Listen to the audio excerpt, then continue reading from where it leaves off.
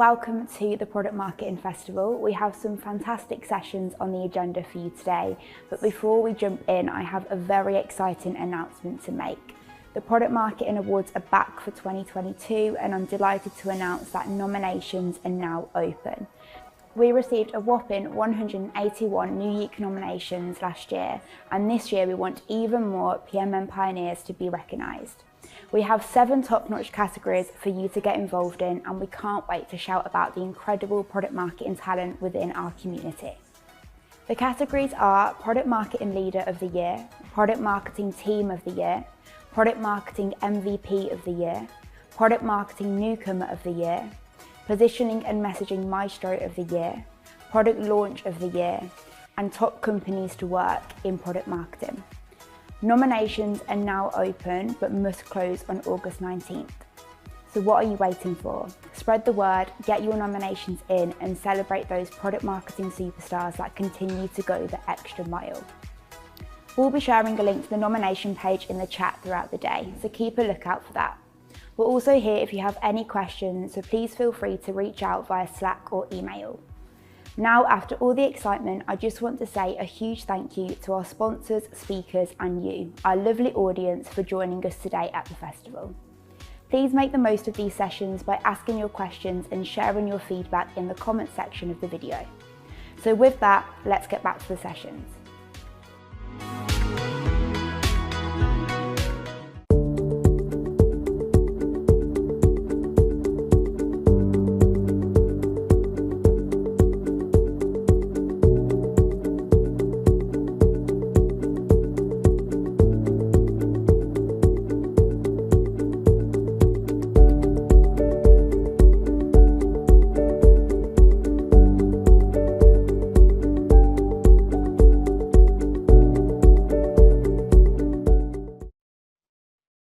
Hi everyone, my name is Jen Brett. It's great to join the Product Marketing Festival and share my tips on leveraging insights to fuel your product marketing. In this session, I'll cover different types of insights, where they fit into the product marketing process, examples, and tips on sourcing insights. But first, an intro and some background on why I'm speaking on this topic today. I've been working in insights and research for over a decade with sales and marketing teams. Right now, I'm building and leading a customer marketing or market insights function at Attentive, the leading SMS marketing platform. Before this role, I worked at LinkedIn and Google, where I worked on insights related to paid media solutions. I got into research way back when I completed a PhD in political science, of all things. I do like to joke, it's just so relevant to your career in marketing. And I've also been fortunate to travel and work in multiple countries. And so I've had the opportunity to lead teams covering EMEA and North America. With that, let's dive into the content for today's session on insights to fuel product marketing.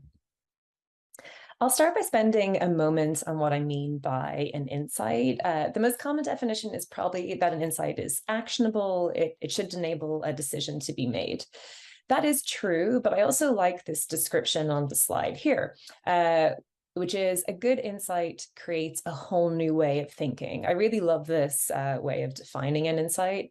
Often as product marketers, we're trying to help or to get people to think in a certain way, how to think about a product or our brands, how to think about a market opportunity or a competitor set of features. So insights are a powerful tool in how we can work with others and be successful in our jobs. And this application of insights in product marketing works both internally and externally. Internally, how do our partners and stakeholders think about the opportunities for our company and solutions that we present to them? And externally, how do consumers think about and perceive our product or our brand? There is no shortage of data and insights available to us today. If anything, the problem is the other way around. There's almost too much.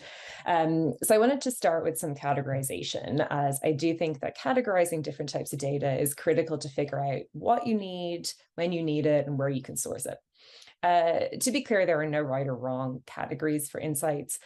The industry that you work in, the products that you work on might dictate which categories make the most sense. But I'll share the categories that I use to think about insights broadly and that would be applicable in a lot of cases. So there are 3 categories of insights that I'll use today and provide examples around. The first is market insights. This category is related to the market and industry that a brand operates in, for example, healthcare, but it could also cover the main industries that your customers operate in, so that you can understand the challenges and opportunities that they are facing. There are many sources of market intel, and thankfully many are free. These can include things like industry reports or webinars, output from industry analysts, or just general news coverage of a certain topic. And of course, intel that your customers share, in particular, if your company uses Gong, which is a tool that records and transcribes sales calls, it can be especially relevant to hear what's top of mind for customers right now. For example, you could do a search in Gong for a topic like inflation, which is obviously very topical right now, and see how many calls that's being mentioned on and how it's trending over time. Next up, competitive insights, which are obviously critical to form an understanding of the competitive landscape you operate in and how your brand and product are differentiated. Again, much of this type of intel can be sourced for free from competitor websites, blogs, press coverage, and more, plus industry and news coverage. There are specialized CI platforms like Clue or Crayon, who are great, but a lot can be done in-house to gather a great base of intel. So both the field, i.e. your sales, your customer success teams, and customers are some of the very best sources of competitor intel. As your competitive intel strategy evolves, and if it does become more complex, and certainly then leveraging some software platforms could be a good solution to support both sourcing, but also organizing that intelligence. Finally, but certainly not the least important of the insights categories, are customer insights. These are data points on everything related to customer behavior and attitudes that can help make product and marketing decisions, and can also produce insights that you can showcase in your marketing collateral.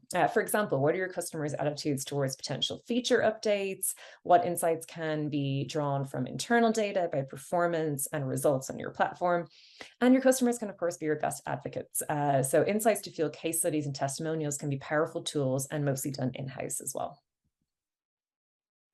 A simple definition of product marketing is the process of getting a product to market. This is a helpful starting point for applying insights to product marketing, as we can start to break down that process aspect and where these insights can fit in. There are many frameworks for product marketing, including one from the Product Marketing Alliance that you can find on their site. But for my purposes today, I've just created a very simplified version of a product marketing framework or process that really focuses on the key stages where I think insights can add value. So these stages are, first, the planning stage. So probably the part that people most associate insights or research with, the core research on what to build and in what order. Define is the strategy part. What should the positioning and messaging be, and how can insights help inform this? Launch is the actual go-to-market motion and includes the insights to make a marketing launch as compelling as possible. And finally, grow is about looking ahead and staying on top of your market opportunities with insights. I'll note now that I'm not going to discuss adoption metrics in this session. There's a good debate on whether product marketing should own adoption at all, but regardless, this session is very much about getting a product to market in the most informed and compelling way possible, rather than thinking through how to track those products once launched. At the planning stage, as I mentioned, is probably the most commonly associated with insights and research. It's here that we tend to focus on what our competitors are doing, what they're releasing or building, and then where the gaps lie. However, I believe that the most effective use of insights and research at the planning stage is not to get to parity, it's to help you differentiate. Through intentional customer research, you can go beyond discovering what your customers like about your competitor offering, and instead dig into what they need and what they value.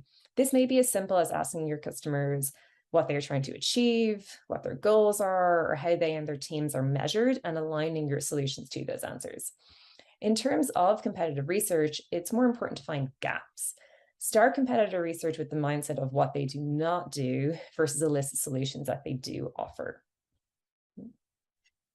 The other aspects of insights at this stage should be to help product prioritize. So based on customer and competitor insights, offer recommendations on what to build first, second, third, so on. The sources for this type of research are quite standard, right? It's about gathering competitive intelligence, listening to, speaking to your customers and your sales teams. And again, I'll reference Gong can be a great tool for doing this at scale and without having to rely on actually getting in-person interviews or time on folks' calendars. Attentive recently launched a cool new product called Attentive Concierge, which allows for two-way conversational messaging between brands and consumers. And this is a project that my team got to support during planning. To support the differentiation aspect, this is a good example of a product that was quite new and in a young market, conversational SMS. So it didn't necessarily have a large direct competitor set for the team to assess. So the research opportunity was really around determining where the gaps lay across multiple tangential industries. So if we were to combine aspects of customer support, customer experience, and loyalty, and look at those overlapping, where did we see opportunities across that single view where a product like Concierge could really stand out? This allowed my team to share recommendations both around what features could stand out for customers in a conversational SMS product, but also ideas on pricing models, as this was like a new product and it's mentioned in a relatively nascent market, based on what approaches we saw in these different industries, and then what we could learn through that research across those tangential markets as well. Next up is the classic role of positioning and messaging. Insights on the market and consumers are critical to defining the most effective positioning and messaging. I consider this part of product marketing, getting to know your customers before they are your customers. In many ways, this is about knowing the current perception of the product, good, bad, or indifferent, and getting a sense of how the solution can add value. Answering these questions can help define that positioning and that messaging. Sources of this types of information usually comes from some form of consumer research. Thanks to online solutions, this type of research has actually become much more accessible, affordable, and a lot faster for turnaround times than ever before. For example, my team has worked with a tool called Pollfish, which is all online and pretty straightforward to set up. But you don't even have to do your own research. If running a survey of consumers is not feasible, then it's great to do some digging around third-party reports that maybe cover that similar consumer base or audience, or again, thinking through things like topical news coverage that's affecting a certain audience. Even Google Trends can provide great insights into consumer behavior. So if time or resources are short, you don't necessarily need to default to actually doing net new research, but looking to see what is available out there already to leverage. A good example of this is that we recently launched in the UK market. So this was a market that Attentive just went into quite recently. Before entering the market, my team fielded consumer research to support the positioning. We had heard from brands in the UK that they felt UK consumers may find SMS marketing intrusive. And even if they did want SMS from brands, they'd only want to receive transactional messages like order updates. Our research presented a very different reality, and the new insights that we created showed how UK consumers really felt about SMS. The research provided us with some great headlines that we were able to translate into messaging for our offering. Key headline being that 90% of UK consumers are interested in, or they've already signed up for SMS from brands. And further, they wanted to hear from brands beyond transactional updates, with messages on perks and discounts actually being the top reason for signing up. So understanding this consumer base before they actually became our customers really gave us a way to overcome the core go-to-market challenges and actually craft an effective message to go to market with. Next, as a product goes to launch, product marketing needs to be able to tell a story about the solution. And ideally, you want that to be a compelling story. For me, one of the best ways to do this is to include insights in your launch that is going to position the product, but most importantly, its value, and that you can craft a great story around those insights. One of my favorite ways to do this is to actually just let your existing customers do the talking for you. So this is usually in the form of customer stories, which, they could be case studies, it could be testimonials, but it's also good to think about aggregated insights. So from your own internal customer data, can you gather compelling stats and insights around performance, around ROI, or whatever other metrics may be relevant to your product or solution or to your customer base? If you're dealing with a completely new product, so maybe one that is net new to the business or into the market, then as a product marketer, see if you can gain access to any data and create insights from customers that were in the beta or in the pilot stages of this new product. And of course, those sources, as I mentioned, are pretty straightforward. If you want to have great insights for your product launch, maybe you run a customer survey, maybe you dig into internal data, maybe you specifically hone in on customers in the pilot or beta stage and really see if you can draw out some great stories from that. This slide shows an example of one of our customer stories on the Attentive website. This is a great example of just showcasing the effectiveness of the overall platform from one of our customers, again, letting them tell their story of working with Attentive and the results that we've helped them drive. There's also another angle to this type of story, which is also about noting the impact of switching from another provider to Attentive. And that's another way to think about positioning some of your launch stories, some of your customer stories. Is there a direct comparison of results or solutions or partnership that really developed for this brand when they moved to your solution? Finally, I'll call out that product marketing plays a role in the ongoing success of products and finding the opportunities to continue to grow and evolve. For me, this is one of the most underrated areas of insights within product marketing, namely making insights an ongoing practice within product marketing and the wider business to continue to grow solutions, both existing and new. The markets we work in and our competitors don't stand still, so neither can we. And even if you feel you're a clear market leader or you think that you have no competitors, which is unlikely, remember that the status quo, or quite simply a prospect or customer just choosing to do nothing, that's competition as well. So it's really critical to be able to stay on top of market trends, track competitive intel, and gather customer feedback to open up new opportunities. To do this in an ongoing way does require establishing some forum for both sharing and gathering intel. One easy way to do this is a tool like Slack or Teams. So my team manages an official intelligence Slack channel. Only we post in it. So that way we're able to really do some quality control over the content. But it also means that it's a one-stop shop for folks across the business if they want the latest news and updates on market trends, competitor insights, etc. It's quick to set up and the maintenance is pretty low to keep this going.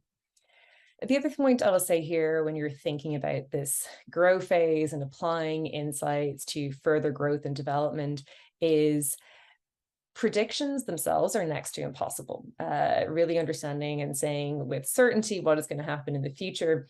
So just try not to get into the business of providing predictions. Instead, when looking where to go next, look for signals within the data and offer your point of view. So based on strong patterns, trends, external reports, what seems likely to be happening or to happen in the future, and therefore what opportunities may be connected to it. And that, for me, is really the best way to add value through those more future-orientated insights. So to recap, these are the 4 stages that I think about applying insights during the product marketing process. So when you are in the planning phase and thinking about what to build, in what order, when even thinking about aspects around pricing, obviously insights and research can offer so much there. The define stage is when you're getting into this positioning and messaging aspect. What should you actually go to market with? And one of the core elements here is let that new market inform you. Understand those consumers that you want to become your customer, ask questions, dig in and do research where possible. On the launch side, how can you actually go to market with a great, compelling story that is insights driven, particularly using your customers and customer data when possible to make that a really compelling story and let them tell your story on your behalf. And finally, on the grow side, how do you think about looking ahead? How do you start pulling in market trends and other relevant insights on an ongoing basis so that you can stay on top of where the market is likely to move to, what your customers may want before they even know that they do, and you can make those recommendations internally as well. I'll end with a few practical tips for using insights in product marketing, and these are probably some of the most common questions or concerns that I've gotten working in insights for some time, particularly over or from companies or from people where they're concerned about getting something off the ground and how do they start and how do they manage it going forward. So people and teams can be concerned that insights can cost a lot financially. So either you have to go and spend lots of money on new tools or you're hiring a dedicated team. The reality is that gathering insights does not need to be expensive. Certainly it can be, but it absolutely does not need to be. Or sometimes it may not cost anything additional at all. Free tools like Google Alerts or Trends can offer valuable information. And there are now many more affordable resources for gathering intel, like online survey tools, access to databases, plus engaging your own customers and field teams and accessing internal data does provide some of the very best insights that you can get. Next is the belief that creating insights requires lots and lots of time. Again, this does not have to be the case. Creating insights can be a time sink if you don't approach the work in a smart way.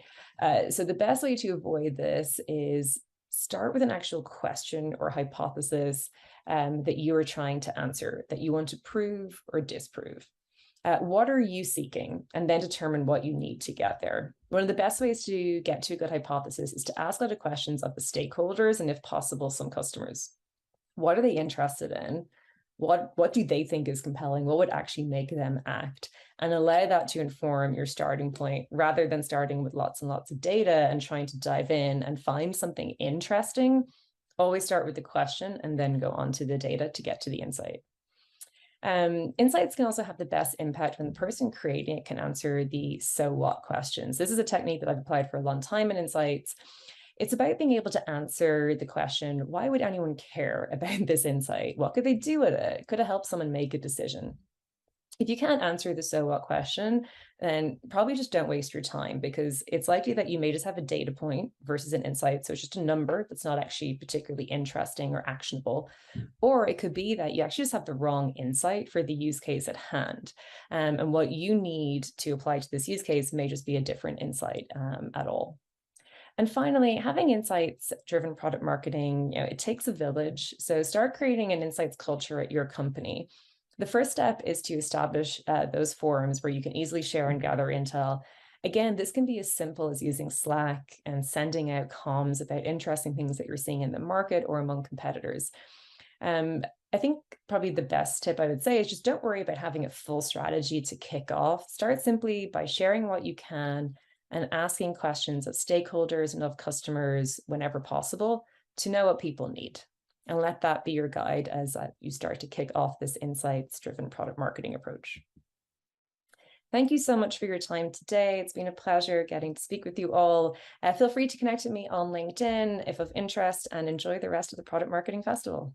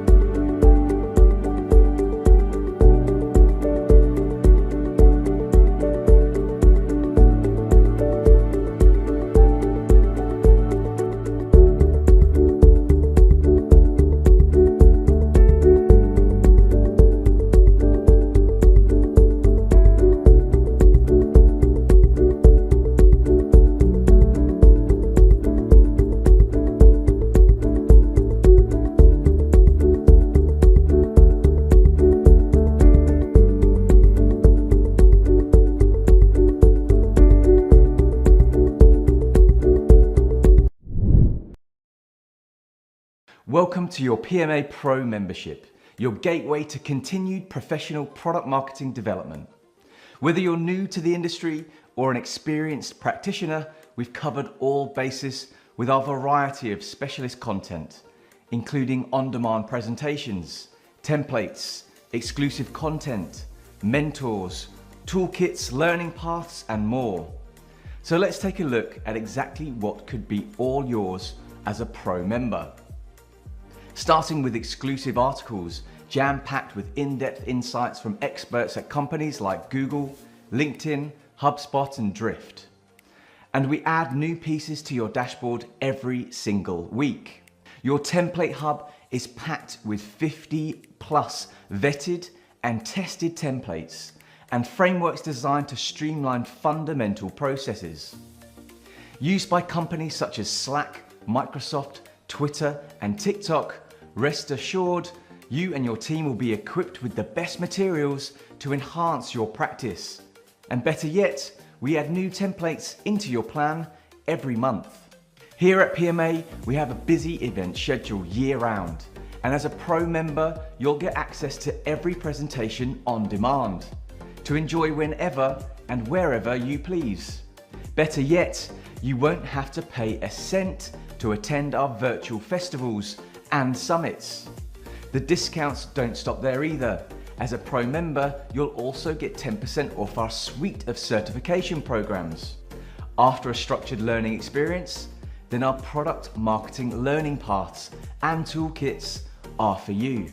Whether you've got a positioning overhaul on the horizon, want to upskill in sales enablement, or plan for next quarter's product launch, each toolkit and path features presentations, templates, and guides that'll help you hit the ground running and continue your professional development furthermore.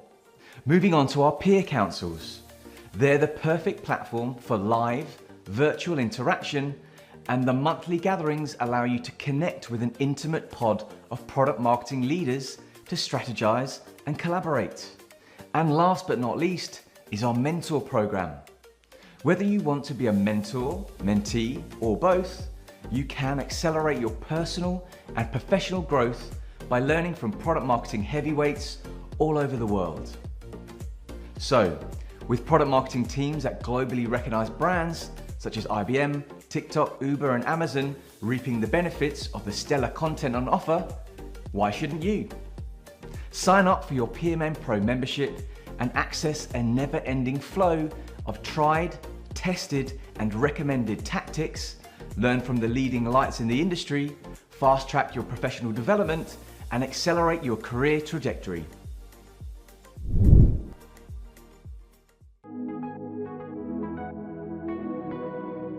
Hello and welcome to the Product Marketing Festival. We have some fantastic sessions on the agenda for you today, but before we jump in, I have a very exciting announcement to make. The Product Marketing Awards are back for 2022, and I'm delighted to announce that nominations are now open. We received a whopping 181 unique nominations last year, and this year we want even more PMM pioneers to be recognised. We have 7 top-notch categories for you to get involved in, and we can't wait to shout about the incredible product marketing talent within our community.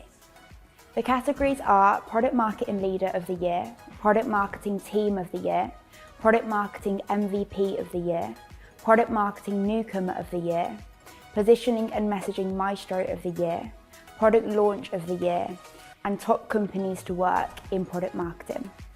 Nominations are now open but must close on August 19th. So what are you waiting for? Spread the word, get your nominations in, and celebrate those product marketing superstars that continue to go the extra mile. We'll be sharing a link to the nomination page in the chat throughout the day, so keep a lookout for that. We're also here if you have any questions, so please feel free to reach out via Slack or email. Now, after all the excitement, I just want to say a huge thank you to our sponsors, speakers, and you, our lovely audience, for joining us today at the festival. Please make the most of these sessions by asking your questions and sharing your feedback in the comment section of the video. So with that, let's get back to the sessions.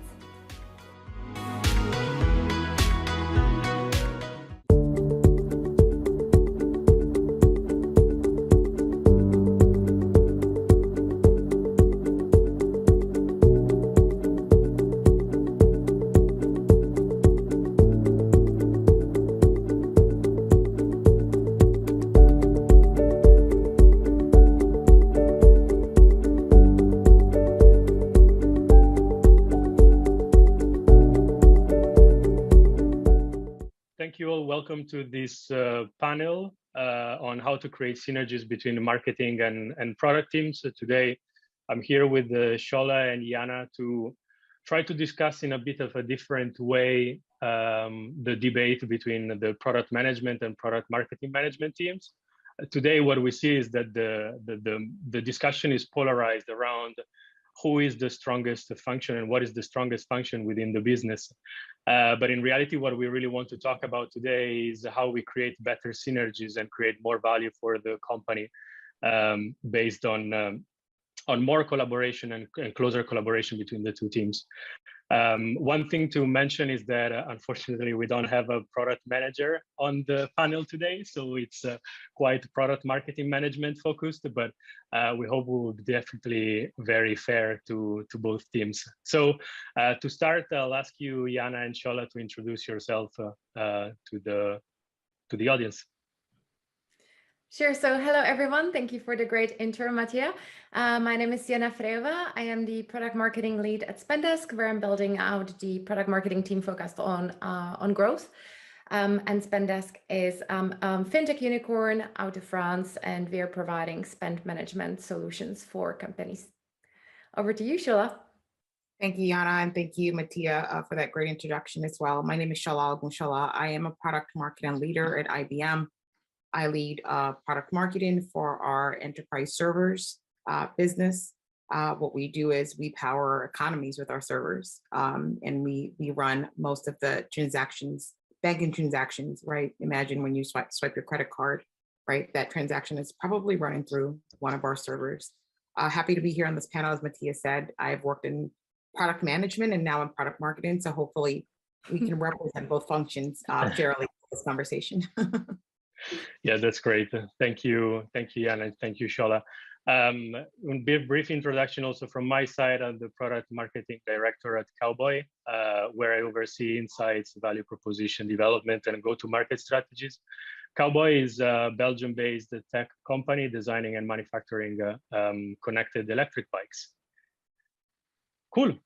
First point, to start on a very positive note, something that I would like to open to you, Shola, first, and then Yana, is let's start from some success stories and points. I wanted to understand better from both of you. What do you think is a successful collaboration between the product management and the product marketing management teams? Yeah, it's a great starting point. I think it's most successful, right, when we work together, and working together means having the best interest of our audience, our end users, our customers in mind. I think that's when we do great work, when we start from that one page of what is the customer problem and how can we solve that.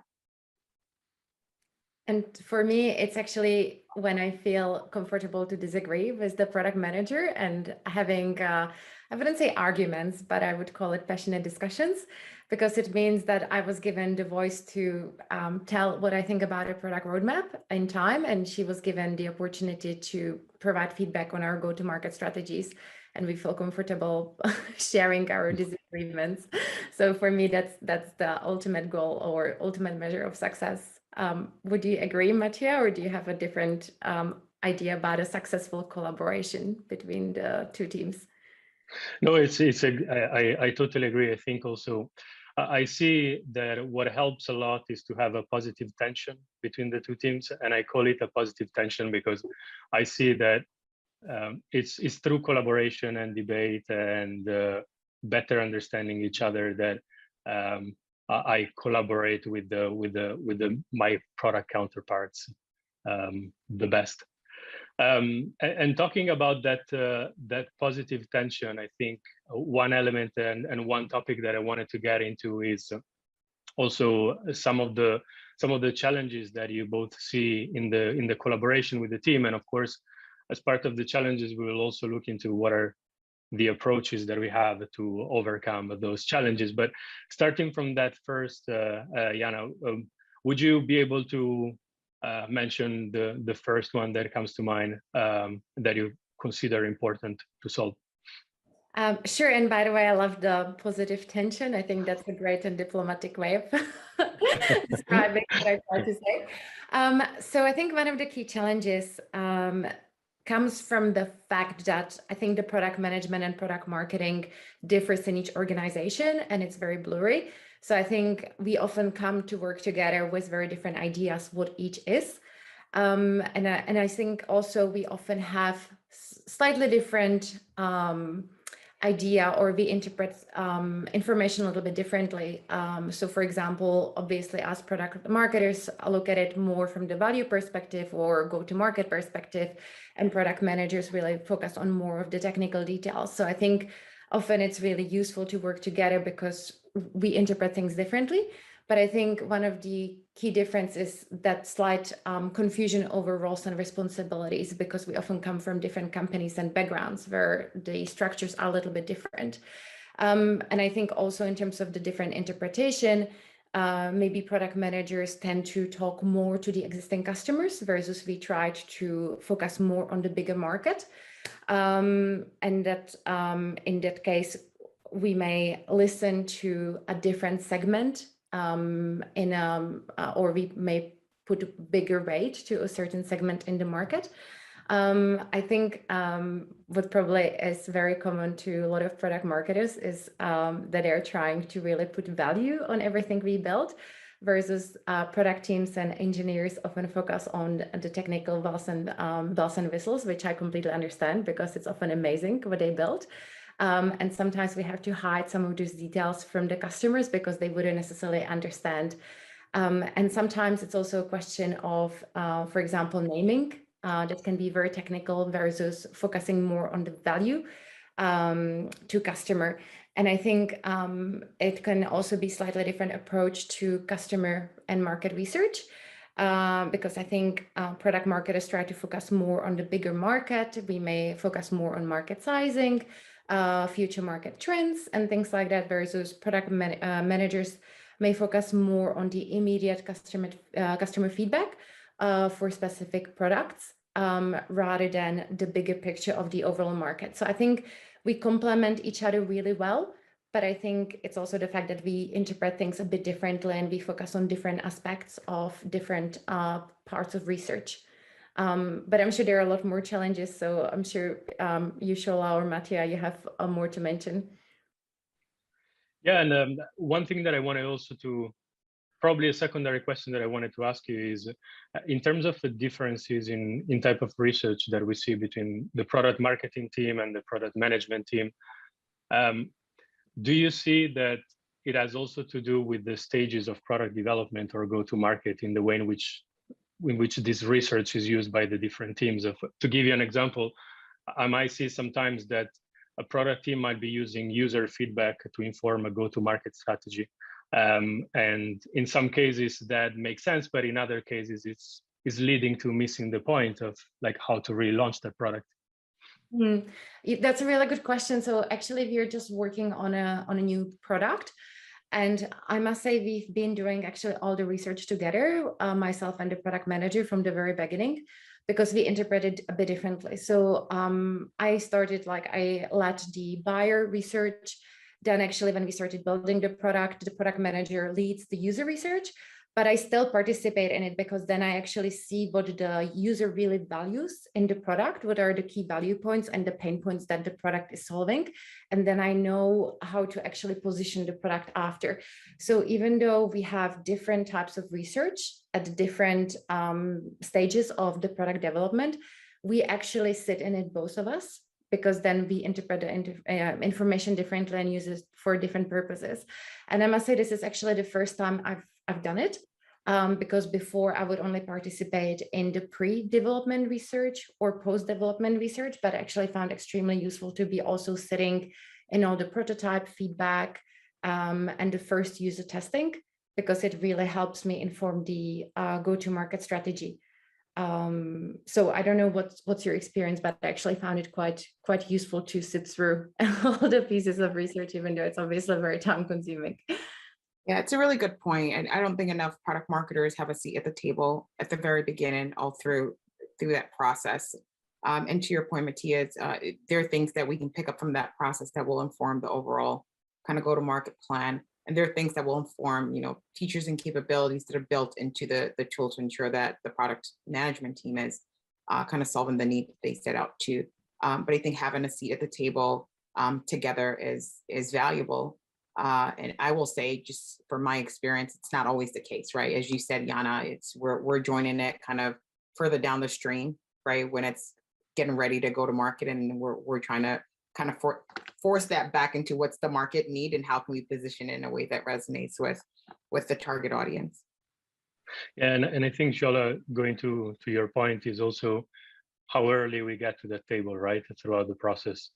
A lot of times we get to that table probably too late compared to when it should have been. Yeah, for sure. And I think also this leads to another point and challenge that I see from my side, which is that side of the collaboration between the teams. I think we touched already upon it, but I think one important element is that we are not talking enough between the two teams, and we are not collaborating well enough and closely, as Yana, you were, for example, mentioning with this piece of research.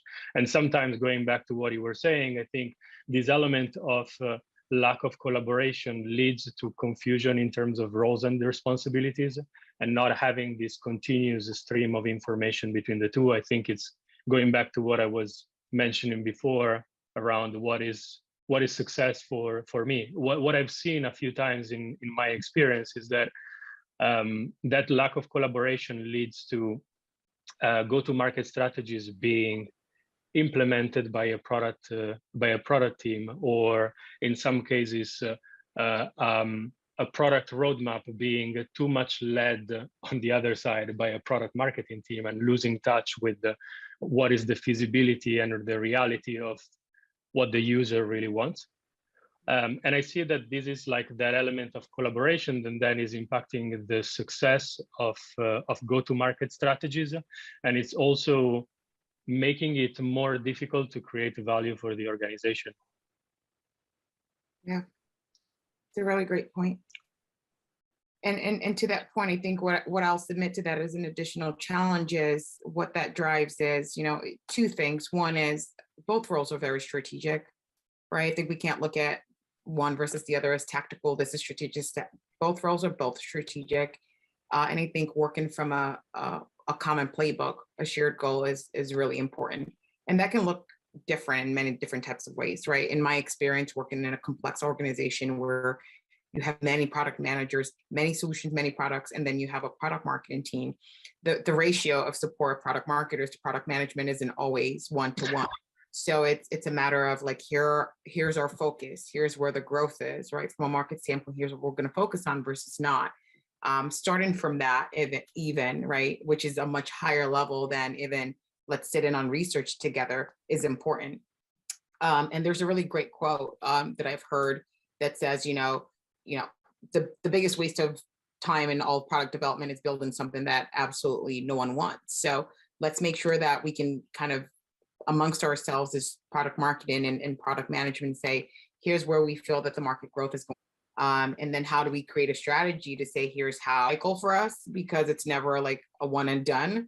Again, as I said, I come from a really complex matrix organization. So oftentimes you're doing that across teams and across business units. But I think having a shared goal kind of helps to reduce some of that friction.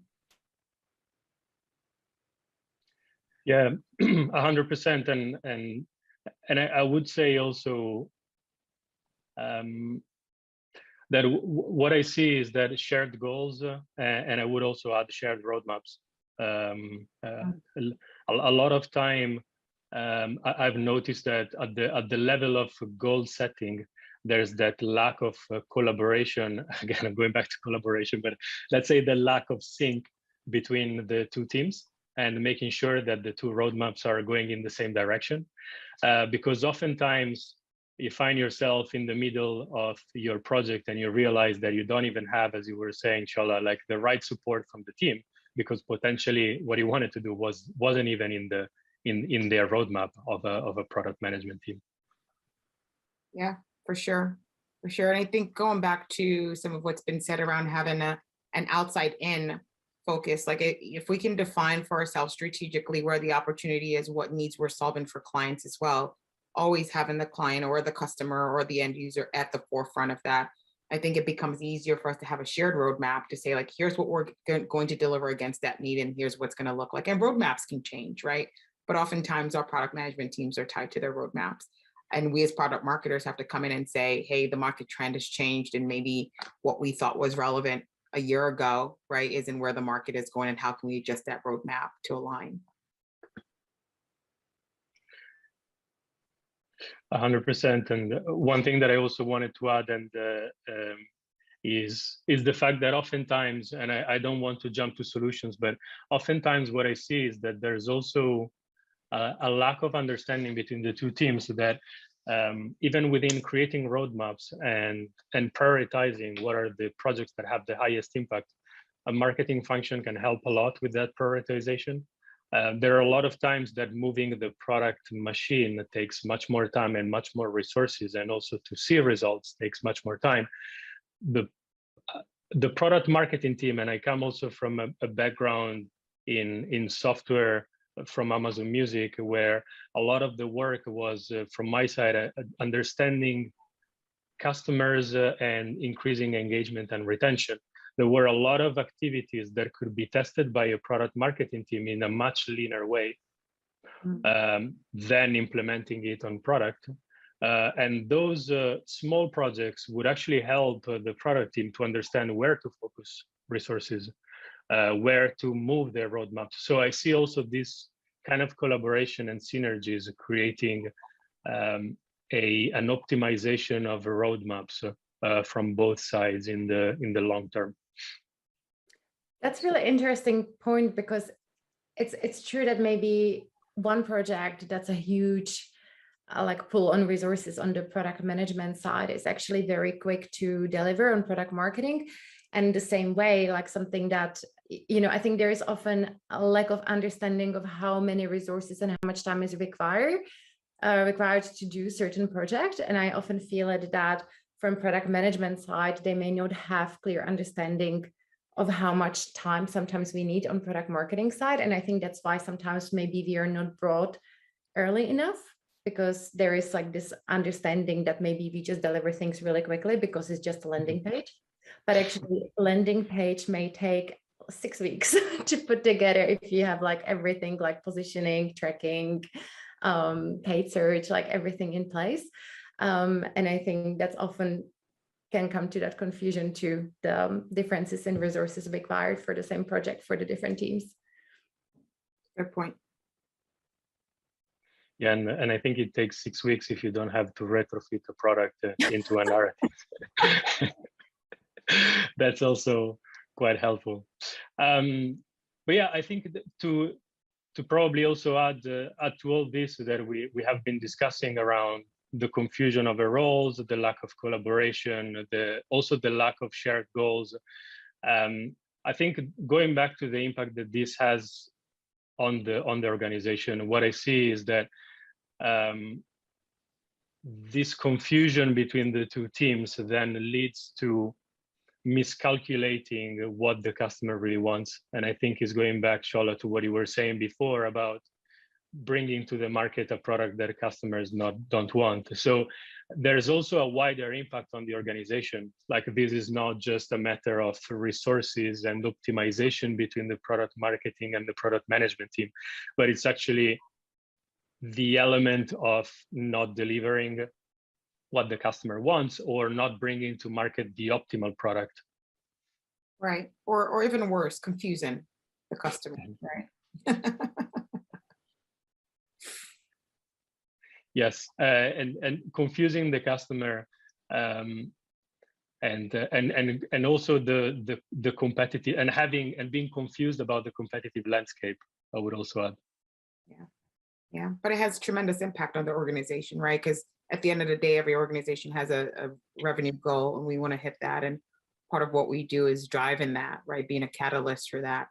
And so, you know, mitigating these challenges and finding new ways and better ways to work is really critical, not only for us to be able to speak to our end users and our customers in the right way, but also as, representatives of our different entities and companies, right? Delivering growth in the right way. 100%. And that leads to my next question then, and next stage, which is, what are the right approaches? What are the things based on the challenges that we discussed there are going to increase and improve these synergies between the product management and product marketing teams? And starting from you, Shola. Yeah, and I think we've touched on this a little bit, as an outside-in approach is always best, right? And I talked a little bit about my experience of being in a sort of somewhat matrix organization, complex organization.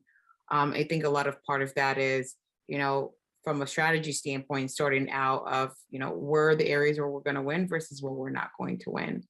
And ensuring that we're plugged in as a team, as a cross-functional team at the beginning of that process, and not kind of coming in the middle or at the end of the process. And this is hard to do. And what I tell my teams, right, and what I've practiced is inserting myself into those product management conversations, right, as they're starting. And it becomes harder, right, when you're executing tactically another project, but then this is kicking off. But it's important that we do that, so we can catch things in the beginning of the phases and have a better, solid program as we head into the go-to-market aspects. What we constantly do, right, at IBM, in my experience, my team, is also evaluating roles and responsibility. Mattia, you talked at the top of the call around, and Yana, you did too, around the fuzziness, right, across product management and product marketing. We have go-to-market product managers at IBM. So as you can imagine, there's and we do that for some of those teams that don't have that marketing as a resource, right? Where we enable them in a self-service way, right, to go to market, but still consistent with some of the guidelines that we've set from a marketing standpoint. So it's constantly reevaluating, right, as you enter into a project, what needs to get done, first of all, right, as you think from strategy all the way to execution on that spectrum. And as you think market versus product features and capabilities, right, who's owning what, where do we have gaps, and then who has to own it? So essentially, we're approaching it as one team, and to say, like, where we have gaps, who's going to go fix that, or are we going to go fix that jointly? So constantly reevaluating kind of those roles and responsibilities, having the positive tension, right, of if we don't think something is right for the client, for the end user, how do we address that, whether that's in position, whether it's in messaging, features, capabilities, research, whatever the case may be. But it's really approaching it as one team, right, and constantly evaluating what those roles and responsibilities are. Is the go-to-market product manager like a floating resource that whichever product doesn't have the go-to-market resources, this person is assigned to it? Right. So some of our teams, so we have complex software teams and hardware teams with many, many products and solutions. So oftentimes the go-to-market product managers do have responsibility over a solution area. So sometimes it's not just one product or one particular software product. So they're able to kind of work with us, right, again, in a self-service way, where we're not actively in there in the project, but there's some self-service things that they have in place to work with digital, like whether it's on web, and to work with the social teams, whether it's on social, but really just to stand on the gap, right? Because at IBM, the ratio of product marketers to product managers, I think, is like 1-7 or 1-8, which is, as you can imagine, not enough hours in a day. Interesting. Yeah. And actually, double clicking also on this on the go-to-market product managers, because I think it's a very interesting element, especially on synergies. What is the best way for your team to work with them on a go-to-market plan? So typically we set, from a marketing standpoint, we set what our strategy is. So for the teams that I manage around the enterprise service, we have a hardware and we have a software team. So it's saying, what are our priorities, right? And these are big priorities based on market trends. So different capabilities and different solutions can fall on that. So it's a matter where we can say, for example, a priority, which most people may not know about, around application modernization, right? What are the right solutions in software and hardware kind of products that fall under that category that we can help pull to help tell that story? You want to tell the story at a higher level, but you want to have your proof of what that story and what that value prop is, essentially, with the products that we're delivering. So the team is kind of well versed in terms of what those higher level strategies are. and then what we're going to go pull from a marketing standpoint, and then what they're going to help support from a product management, go-to-market standpoint, again, still in a consistent and cohesive way in terms of voice, look and feel, and all of that. Understood. Thank you. And one from you, Yana, what is the approach that you see working the best? It's going to sound like a huge cliche, but since we're talking about synergies between PM and PMM, I think we can't avoid those. It's basically around collaboration. It's really to work together. I think ideally you really have one-on-one meetings with your PM counterpart every week to really follow what has changed, get their feedback on everything you do, and provide your feedback on everything they do. And really work together. Like whenever we develop a new product, we really work very closely together. As I said before, we do all the research together actually, to really make sure that we are iterating together on the work and the progress.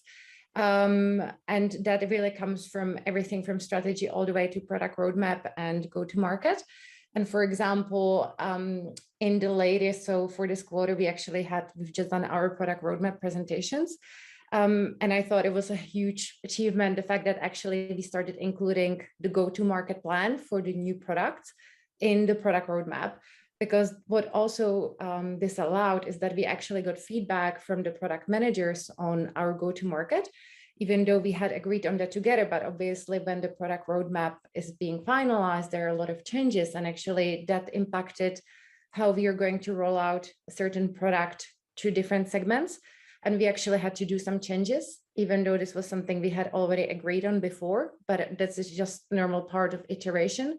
So I think assuming that things are not set in stone, and what we discussed before, that product managers are not necessarily married to their roadmaps. There are obviously changes as resources change and priorities change, and that we do show that in our go-to-market plans and other go-to-market activities. So I think it's really this constant collaboration so we can iterate together on the different plans we have. But I would love to hear also from you, Mattia, like what's your secret to the synergies? I think I'm always a lot about collaboration and empathy. And so like the last point that I would add, which touches on your 2 points, is on really getting it, and also covering a bit what Shola was saying before, is really understanding your counterparts. And when I say understanding your counterparts, I feel that as a product marketing team, we are a bit in the middle of the company, and we are in the middle of we're not in the product team. We are a bit the weirdos of the marketing team. We are that technical function within marketing, which is built to create connections across the different areas of the business. And I strongly believe that every company that has a strong product marketing function is more efficient. This means that we need to do that extra effort of better understanding the other teams. And I think one element that we sometimes oversee is the fact that product teams have very, very specific processes, very, very specific ways of prioritizing their work, very specific ways of talking, which is very different from the rest of the business. And so what I really try to do is to get to better understand how they're prioritizing, how they work in sprints, how long would it take technically to do a job, so that I can better understand when is the right time to trigger customer research, when is the right time to plug into the roadmap, and when is the right time to go to market. So to me, it's a lot around also understanding that element, because I think also listening to what you were saying, Yana, then it's going to help also a lot to be able to push suggestions to the product marketing, to the product team, such as let's build the go-to-market into the plan, because this is the way in which is going to improve your work. Yeah, I love what you said. I will challenge you though and say we're not weirdos, we're unicorns. Right? To your Thank you. Much better. Being in the middle, and I think part of being a great product marketer is that curiosity and that inquisitiveness that we have. So I think I said this earlier, insert yourself if you're not at the table in those conversations. I think that gets to the heart of what you're saying of having empathy and understanding the process. When you understand the process, it becomes easier to figure out where the points of friction are and where the points of opportunities are to deliver more successfully. But I think it also goes both ways, because I think it's one thing for us to understand the product management processes, but I think it's also our job to actually show other people our processes, because I still think product marketing remains such an enigma. I mean, still my boyfriend of 7 years and my parents don't understand what I do. And hopefully product managers have a better understanding than my immediate family. But I think, we can't assume they understand our processes. So I think it's also up to us to show them so they know what our points of friction may be. 100%. So I would say it would be good to get probably a last key takeaway from this session for both of you to wrap this up and for our audience. Shola, do you want to start first? Yeah, sure. I will submit that, an outside-in approach is always best. It increases the likelihood of product success. And effective product teams, whether it's management or marketing, work as one. So that's what I'll submit as a key takeaway. And we shared many examples here today. My examples might not apply, just given my experience in working in a matrix, complex enterprise organization. But I think the fundamental is the same of what we discussed around collaboration and having an outside-in market view and things like that. So I'll leave and I think for me, it's so I liked that, well, you guys had the idea to spin it in a more positive manner than just the battle of powers, as these sessions often are, because I think it's actually really powerful collaboration if it's done right. And for me, the key takeaway is don't really think of something that this is just product management task and something else is product marketing task. I think a lot of the tasks we should actually do together, because we have just different ways of interpreting the information and we're using the information for different goals. But I think don't be afraid to sit in prototype interview sessions and really understand the product roadmap, and don't be afraid to really explain the acquisition tactics to the product managers, because I think then it actually gets rid of a lot of unclarity that people have and a lot of blurriness. So I think maybe over cooperate is really my key recommendation. And what about you, Mattia? I think before getting into this session, I felt a bit lonely, thinking that I was living through these pain points and this faith for a world where product management and product marketing work more closely. But I think this panel and talking to you both and the conversation that I had showed that this is a recurring issue or a recurring, more than issue, an opportunity across so many businesses. I think you, Shola, are at IBM, and I are at Spendesk, I'm at Cowboy. I think we are at 3 companies at different stages, but we share the same concerns and the same opportunities of growth. So I think what we're discussing applies to every level and every type of company and every stage, and that through collaboration is how we create value for customers. And there's no special recipe. There's a lot of talk to be done and a lot of alignment to be done, but that the gains can come at every level, every stage of company, and they will be incredible, I think. Cool. So I think this takes us to the end of the panel. Thank you very much, Jana, and thank you very much, Shola, for today, and to the Product Marketing Alliance to give us this stage to talk about this topic. Yeah, thank you, Mattia, for driving the conversation. This is great. Thank you, everyone. Thank you. Bye-bye.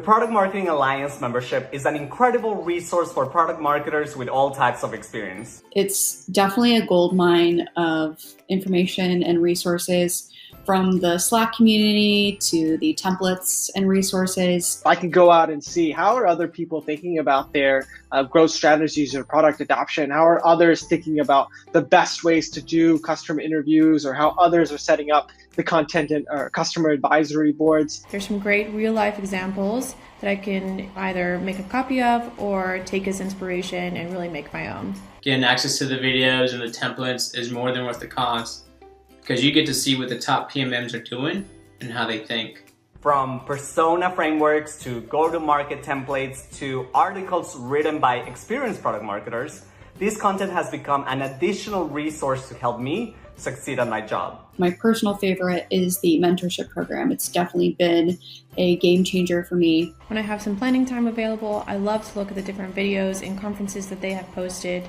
I always love to hear how other companies are handling some of the challenges and opportunities that product marketing has. I could then figure out what's the best way to adapt for us, as well as look at how other people are implementing them. So I can ultimately do the work of 5 individuals as a solo PMM.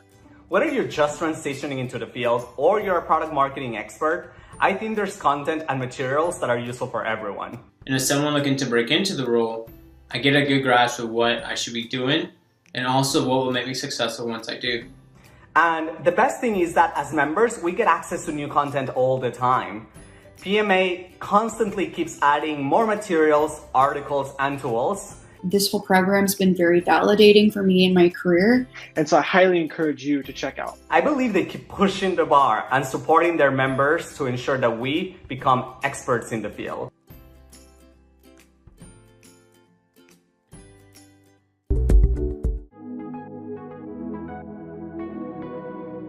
Hello and welcome to the Product Marketing Festival. We have some fantastic sessions on the agenda for you today, but before we jump in, I have a very exciting announcement to make. The Product Marketing Awards are back for 2022 and I'm delighted to announce that nominations are now open. We received a whopping 181 unique nominations last year, and this year we want even more PMM pioneers to be recognised. We have 7 top-notch categories for you to get involved in, and we can't wait to shout about the incredible product marketing talent within our community. The categories are Product Marketing Leader of the Year, Product Marketing Team of the Year, Product Marketing MVP of the Year, Product Marketing Newcomer of the Year, Positioning and Messaging Maestro of the Year, Product Launch of the Year, and Top Companies to Work in Product Marketing. Nominations are now open but must close on August 19th. So what are you waiting for? Spread the word, get your nominations in and celebrate those product marketing superstars that continue to go the extra mile. We'll be sharing a link to the nomination page in the chat throughout the day, so keep a lookout for that. We're also here if you have any questions, so please feel free to reach out via Slack or email. Now, after all the excitement, I just want to say a huge thank you to our sponsors, speakers, and you, our lovely audience, for joining us today at the festival. Please make the most of these sessions by asking your questions and sharing your feedback in the comment section of the video. So with that, let's get back to the sessions.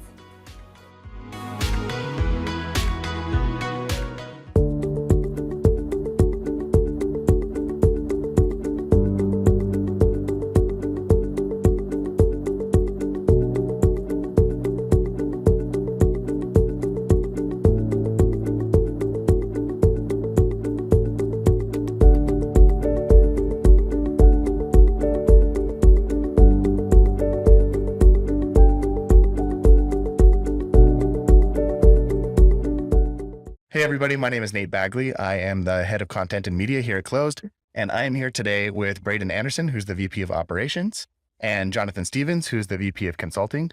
Thanks for taking some time to hang out with us today, guys. So excited to be here. And we're going to be talking about how to successfully execute a win-loss strategy today. We're going to get really down to the brass tacks, talk about some really actionable things that product marketers can do to run a really successful win-loss analysis program. So first things first, you've been in this game, the win-loss game, for a really long time.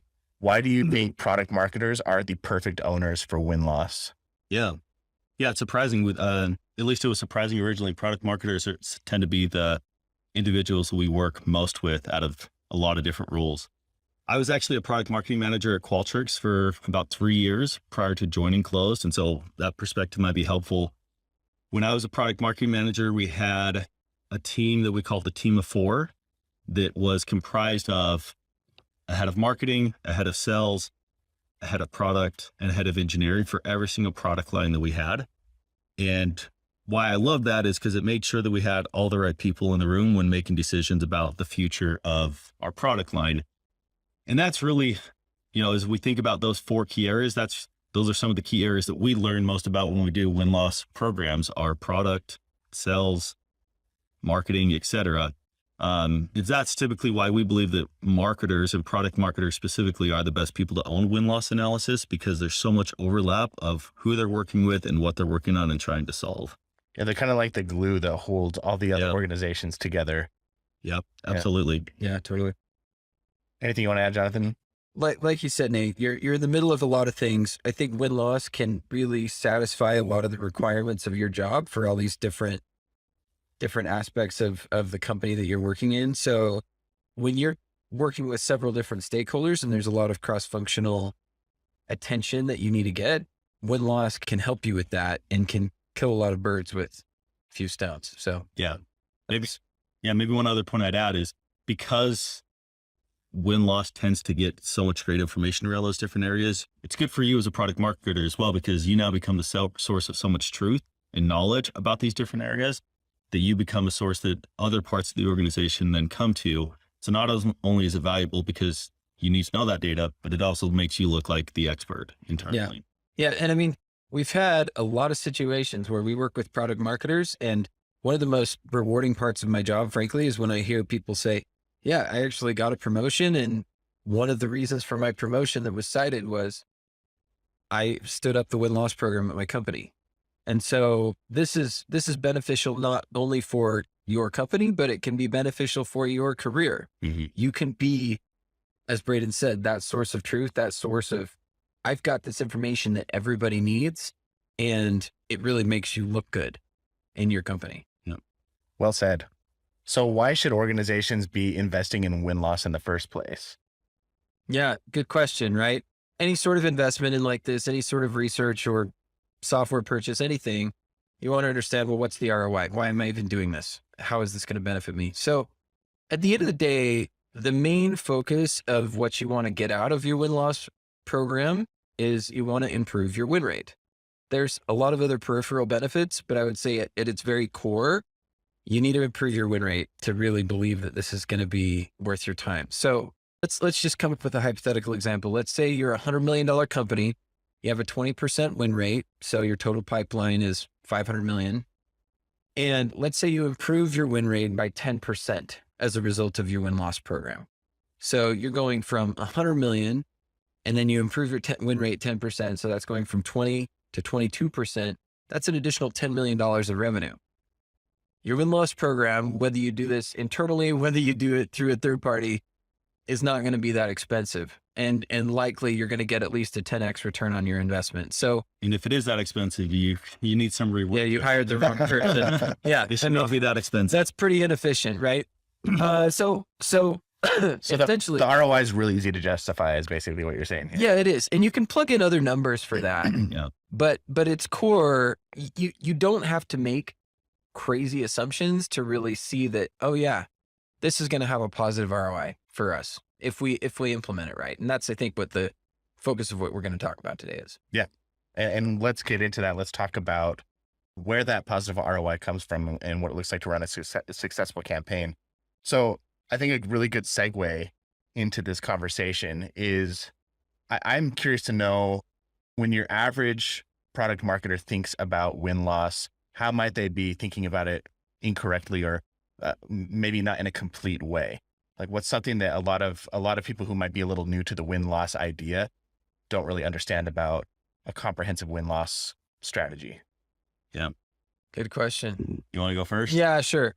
I'm sure we both have a lot of opinions on that, but here's one thing I'll say. The best win-loss information will come from your buyers. There's a lot of other channels that you can collect data through and other channels that are useful that we actually promote at Closed. But the best channel is from the people that are making the decisions to purchase or not to purchase whatever you're selling. Those people are making the decision. They're the core of your purchase decision and why you're winning and losing business. So it may sound overly simple, but the best way to know why people are buying from you or not buying from you is just to ask them. Ask the people that are actually making the decisions. And if you do it the right way, they'll tell you and you'll get really useful information. Yeah. The only thing I would add to that is knowing which channel to use when you are talking to the buyer, right? Like obviously the buyer has the wealth of information. There are different channels, whether it be a survey or an interview, that you might utilize to get that information. And knowing which of those channels to use might differ based on just your organization and maybe the opportunity size, right? Like if you have a lot of opportunities to go through your pipeline and they're smaller transactional type deals, you probably don't need to do a ton of interviews. You can probably start with surveys and then build off of that. But maybe you're an organization that's more of an enterprise offering. You have really large, complex, long sales cycles. Interviews might be a better opportunity for you.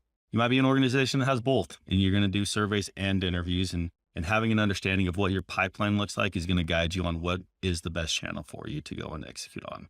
Yeah, definitely. So, I mean, there's also some more nuts and bolts operational mistakes that people can make, but I think at its core, it's, making sure you're choosing the right channels and you're getting the information from the right places. That's a number one, the biggest, most important thing in my opinion. So it sounds like there's a tendency for people who are new to this to maybe go to the data that's easiest to get a hold of, even though that data isn't the most reliable and trustworthy. Yeah. I mean, because the easy data to get a hold of is like CRM data or talking to your sales reps, which there's definitely value in that, but it's a step removed from talking directly to your customers, which means you could be missing key parts of that information. Yeah. Is that fair? Yeah, I think that is fair. CRM data and sales rep data will give you different information. CRM data will often tell you what's going on. You might find, oh, look, I'm winning more in Europe than in North America. I'm winning more deals above $100,000 than below $100,000. But you have no idea why. CRM data totally fails at telling you the why. Sales reps, to be honest, buyers don't give sales reps the whole truth. I mean, surprise, surprise.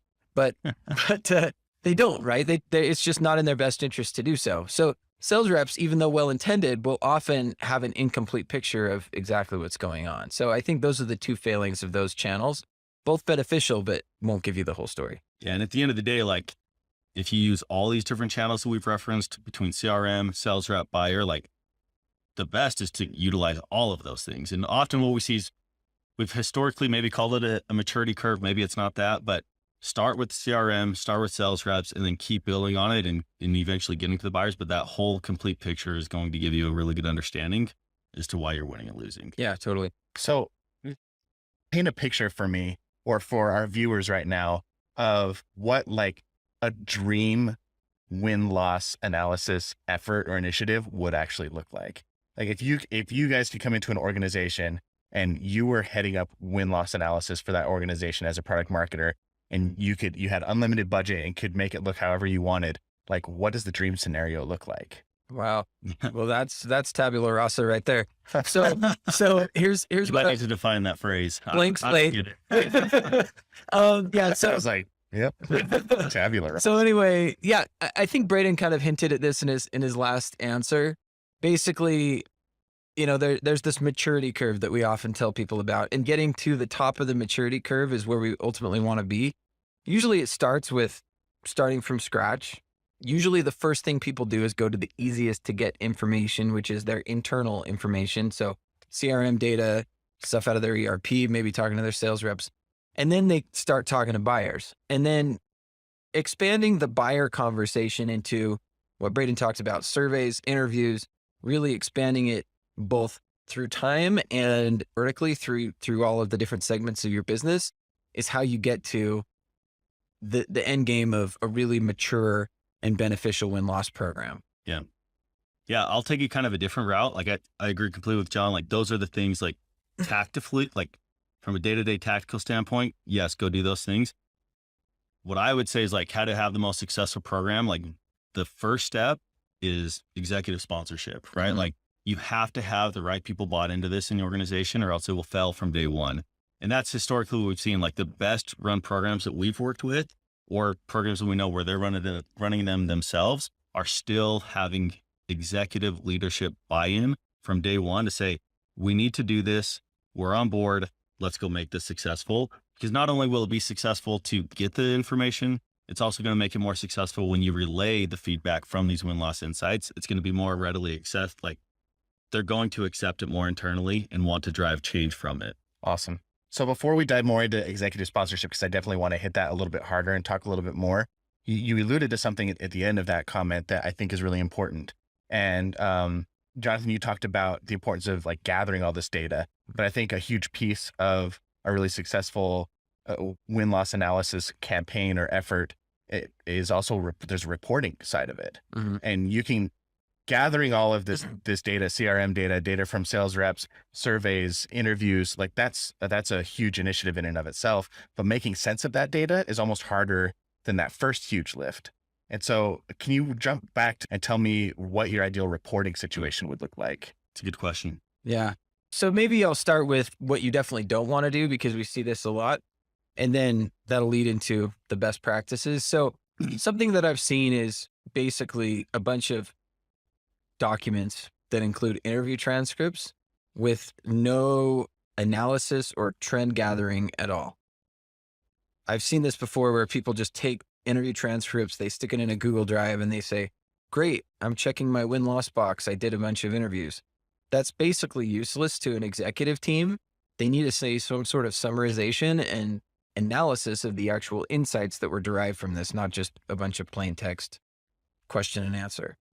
So it has value maybe in other settings. Yeah, that has value, right? Some people want to get into the weeds like that, but you need a way to pull it all together and report on it in a summarized fashion. And so having a methodology where you actually track decision drivers and trends, and then you can report on those trends makes it much easier to put into a summary type presentation where you can say, okay, we've collected all this information, but here are the most important things you need to know. Here's the most actionable insights that can affect how you run your business. And that's what we try to do. Yeah. The last thing you want is a PDF of 80 interviews that you have to go read through 300 pages. Yeah, exactly. Like that's good, but you're not maybe going to get the most use out of that. Whereas like what John is saying is like with our interviews, or different channels of feedback, we tend to tag different decision drivers so we can see what's happening across all of the pieces of feedback.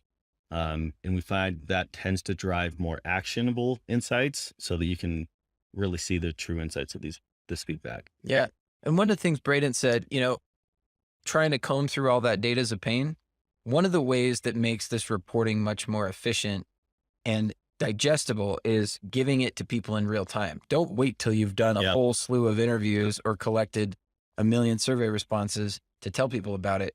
Give people drips of information, and so they can get little snippets and they can find out not what happened 6 months ago, but maybe what happened 2 weeks ago. That's great. It's much more relevant in real time. Yeah. Awesome. Thank you. So why I asked you that question is because I want our viewers to understand like what the world could be like. Mm-hmm. Yeah. Like if you could have dozens or even hundreds of interviews with your ideal customers, the people who decided to go with you, the people who decided to go with your competitors, and then you could gather all that data in real time and scan it for trends and report on it and filter that information by like geography or sales team or by competition or the size of the deal and report that to different organizations and let the product team know that you're seeing trends about this missing feature, or let the sales team know that they're getting people frustrated with their demo or the pricing is confusing.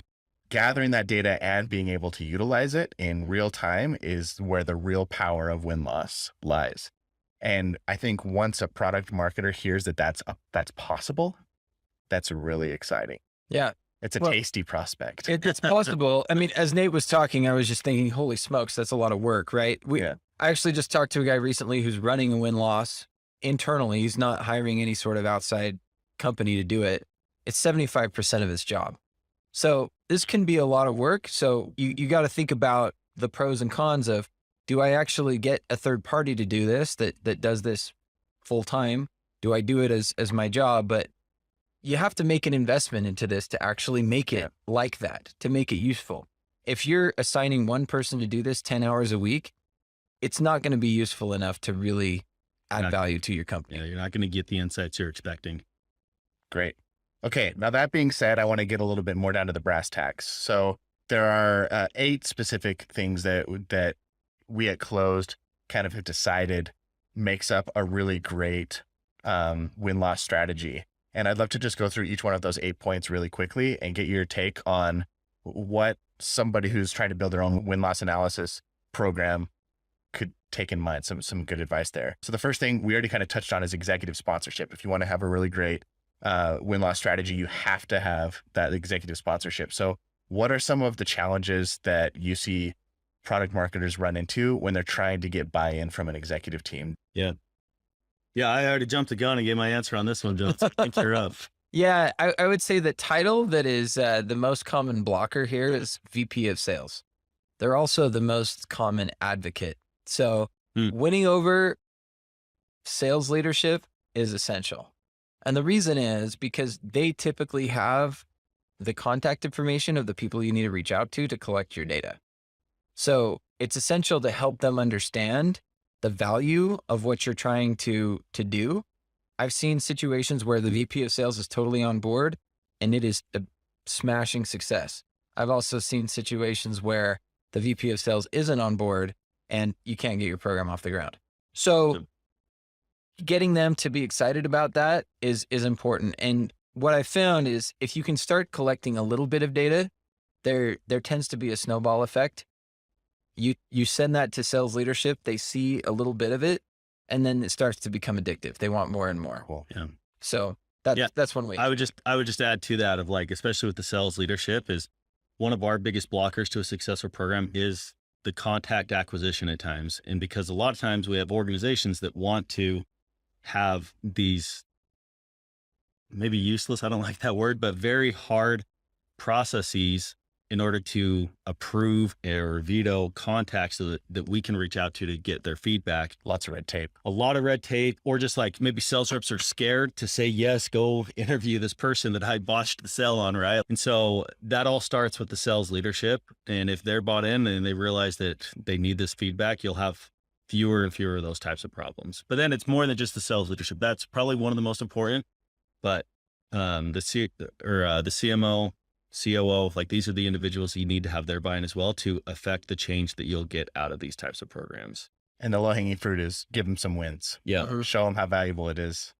And you show them the wins typically by showing them the losses, actually. If we go do some loss interviews, it's amazing what type of response that gets internally. Very cool. Okay. The second thing is data channels. We talked about this briefly, but I want you to give me maybe a 30 to 60 second overview of the difference between data channels and what data channels we should be focusing on based on maybe the type of product we're selling or the sales cycle. Like, is there any variation there? Yeah, I think Braden really hit on that when he was talking about how to determine if you want to do surveys or interviews. It depends on your pipeline. If you're dealing with low transaction size, but high volume, you want to skew more toward surveys and specifically toward buyer surveys. If you have high transaction size, but low volume, you want to skew more towards interviews. And of course, it's a spectrum. It's not black and white. So that's what I would say in terms of how you want to reach out to buyers, surveys versus interviews. CRM data is also really valuable. Sales rep data is super valuable. They all give you a complete and holistic picture of why you're winning and losing. All together. Yeah. Anything you want to add, Brady? Nope. Great. Hit it on the head. Okay. The third thing is you need to have effective questions if you're going to have a successful win-loss strategy. We could probably spend 2 hours just talking about effective questions, but at a really high level, what are some tips that you would give somebody who's going out to conduct their first interview or somebody who's putting together their first survey? Yeah. I'll give my piece really quickly. Just for interviews specifically, don't ask survey style questions. Don't ask like multiple choice type questions. The best win-loss interviews have more why questions, have more open-ended questions. So I think that's a good place to start. Yeah. What do you think? I would add to that, particularly with interviews, is We find that our best interviews are just open-ended, meaning it's not a survey over the phone. Asking you open-ended questions with the ability to dive deeper based off of how they respond is so critical to having a successful of actually understanding why you won or lost that. And like our perspective is this is research, but it's not super structured research. This is qualitative research when it comes to the interview side. And because of that, it's really important the goal is to find out why you're winning and losing at the end of the day, not to follow a structured set of questions. And so if you're really wanting to understand why you win or lose, it's best to keep it adaptive, keep it very conversational. And like John said, open-ended rather than closed-ended questions. Don't be rigid. Yes. Love it. Okay. Started, not perfect. Oh, this is my favorite one. Go ahead. I have to quote him every time. Sanjay. I don't know if we can say his name. Oh, you might have to bleep that out. I didn't say his last name. Yeah. A lot of Sanjays out there. Then I'll be a little bit more discreet on the rest of his expertise. He's a VP of marketing. We won't say the company. Super awesome individual that we've worked with, honestly, since our very early days of a company. And when I did a webinar with him a couple of years ago, he had said, when I asked him, what piece of feedback would you give to other product marketers? He said, start the damn program. So sorry if we offend anyone with the language, but I think we'll all be okay. Yes, it's so true. Just start the program. It does not have to be perfect. I think people get into this tendency of like, we've got to have all the questions perfectly mapped out. We have to have all the ducks lined up in a row. And there's some of that's true, but at the end of the day, like, just go do an interview and you're going to learn a ton the second you do that first interview, and then adapt on the second interview and adapt on the third interview. You don't have to have all the questions perfect or everything lined up exactly as you'd want it to be. That will come with time. And so start it. It doesn't have to be perfect, and just get going, and you'll be amazed what you're going to learn from that process. Just reading a lot of the collateral, since I haven't been here at Close for very long, but I've been trying to like just absorb as much as I can. And one of the things that I've noticed is, in a lot of the things that we teach, a lot of win-loss analysis programs start with a project, like one big question. Why are we losing to such and such competitor? Or why is this product not selling as well as we thought it would? Totally. Or, why are we seeing a downward trend in this specific geographic area?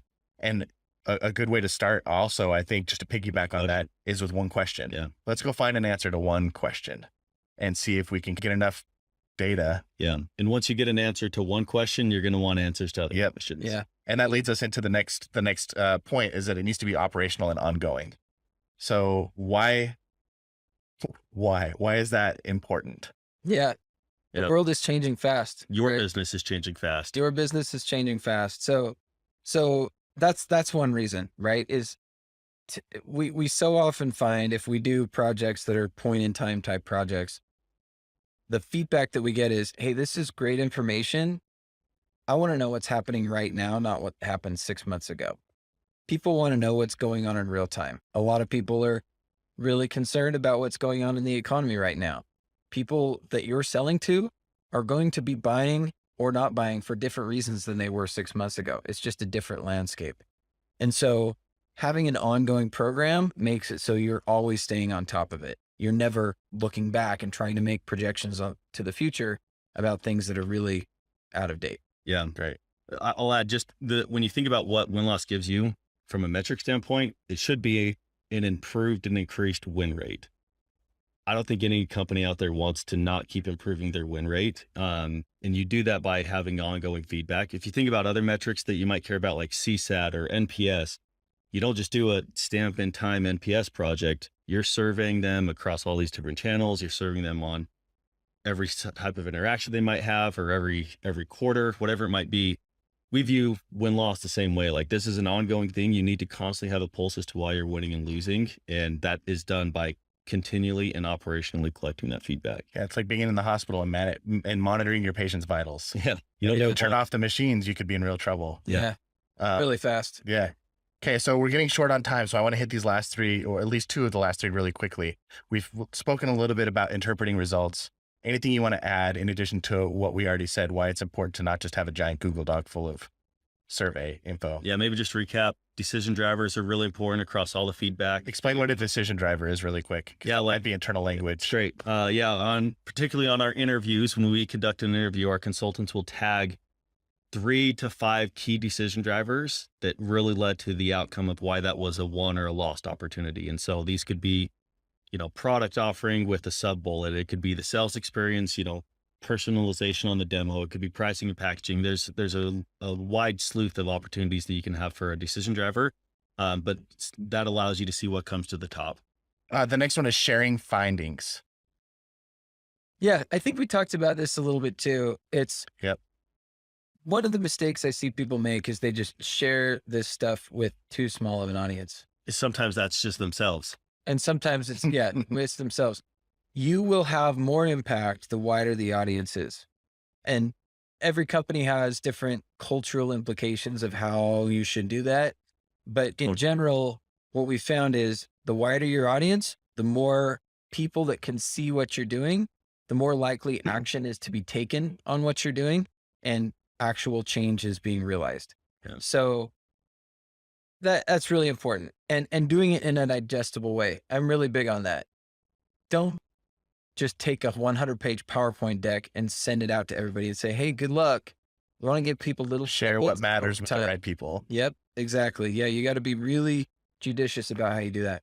Yeah, there seems to be this weird tendency that keeping it close to the chest makes it feel like you have more power and like you look better, but it's like, no, that's actually the opposite of what you want. Yeah, it's a bad way to think. You will look better and help more people by sharing this as broadly as you possibly can. Like we have some organizations, when they use our services, they will give everybody in the organization access to the win-loss platform so that they can see everything that's going on. Now, to John's point, your culture might not allow for that. So you have to be the one to decide that. But if all else fails, don't just keep it to yourself. Share it as much as you possibly can. Yeah.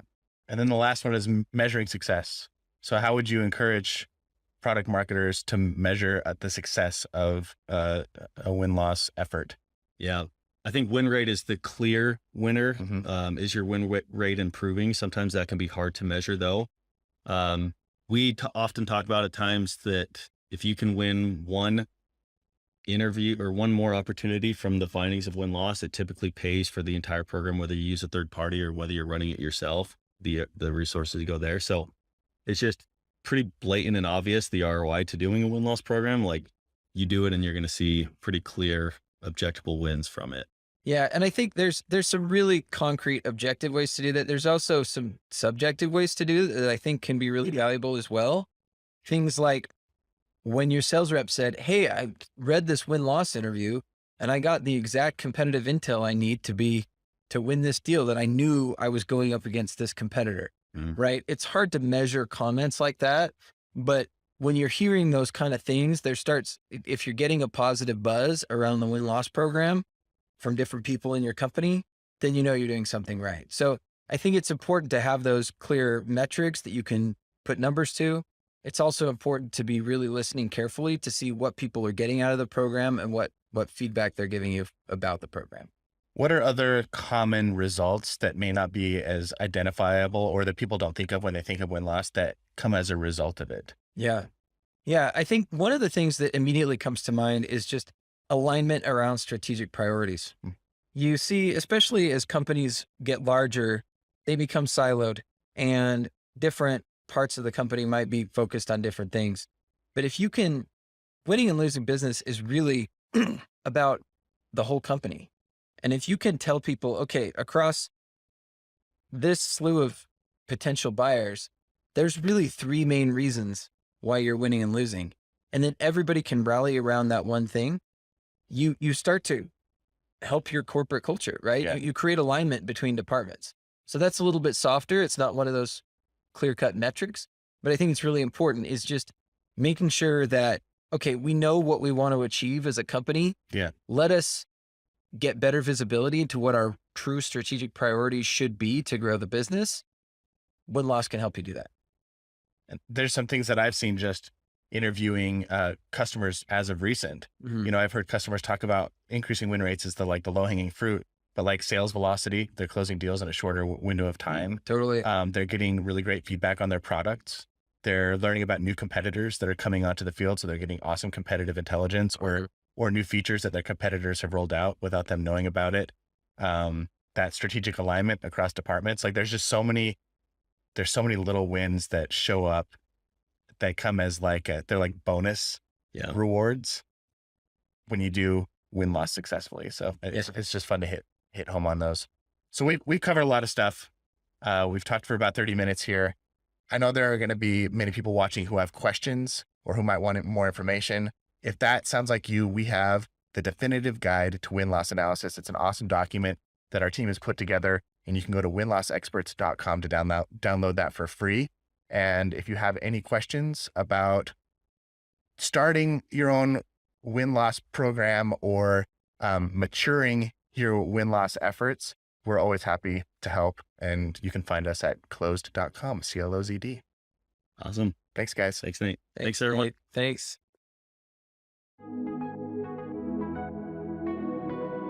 Whether you're joining a Product Marketing Alliance event for the first time or if you're a seasoned regular, welcome to the Product Marketing Festival 2022. We have an awesome selection of innovative content lined up for you today, but before we dive in, I just want to say a huge thank you to our sponsors, speakers, and you, our global audience, for joining us. From wherever in the world you are watching, we're sure you'll enjoy today's talks. To get the most out of these sessions, please ensure you are sharing your feedback and asking your questions in the comment section for our speakers to answer. Each of today's sessions recordings will be uploaded into our on-demand content library. If you aren't already, then why not become a PMA Pro member and benefit from unlimited access to exclusive templates, frameworks, and our entire library of videos from all our events. So with all that to come, let's dive right in.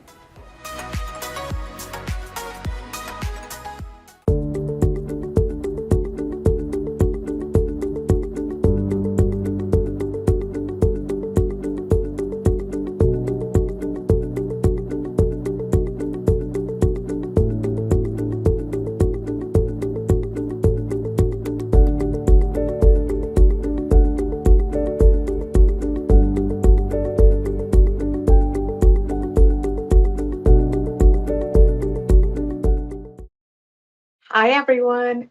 Thank you so much for tuning in today. And I'm so excited to spend the next 25 minutes talking to you about some of the learnings I've had over my career journey, and hoping to give you some great takeaways as you chart your way to your dream job in PMM land.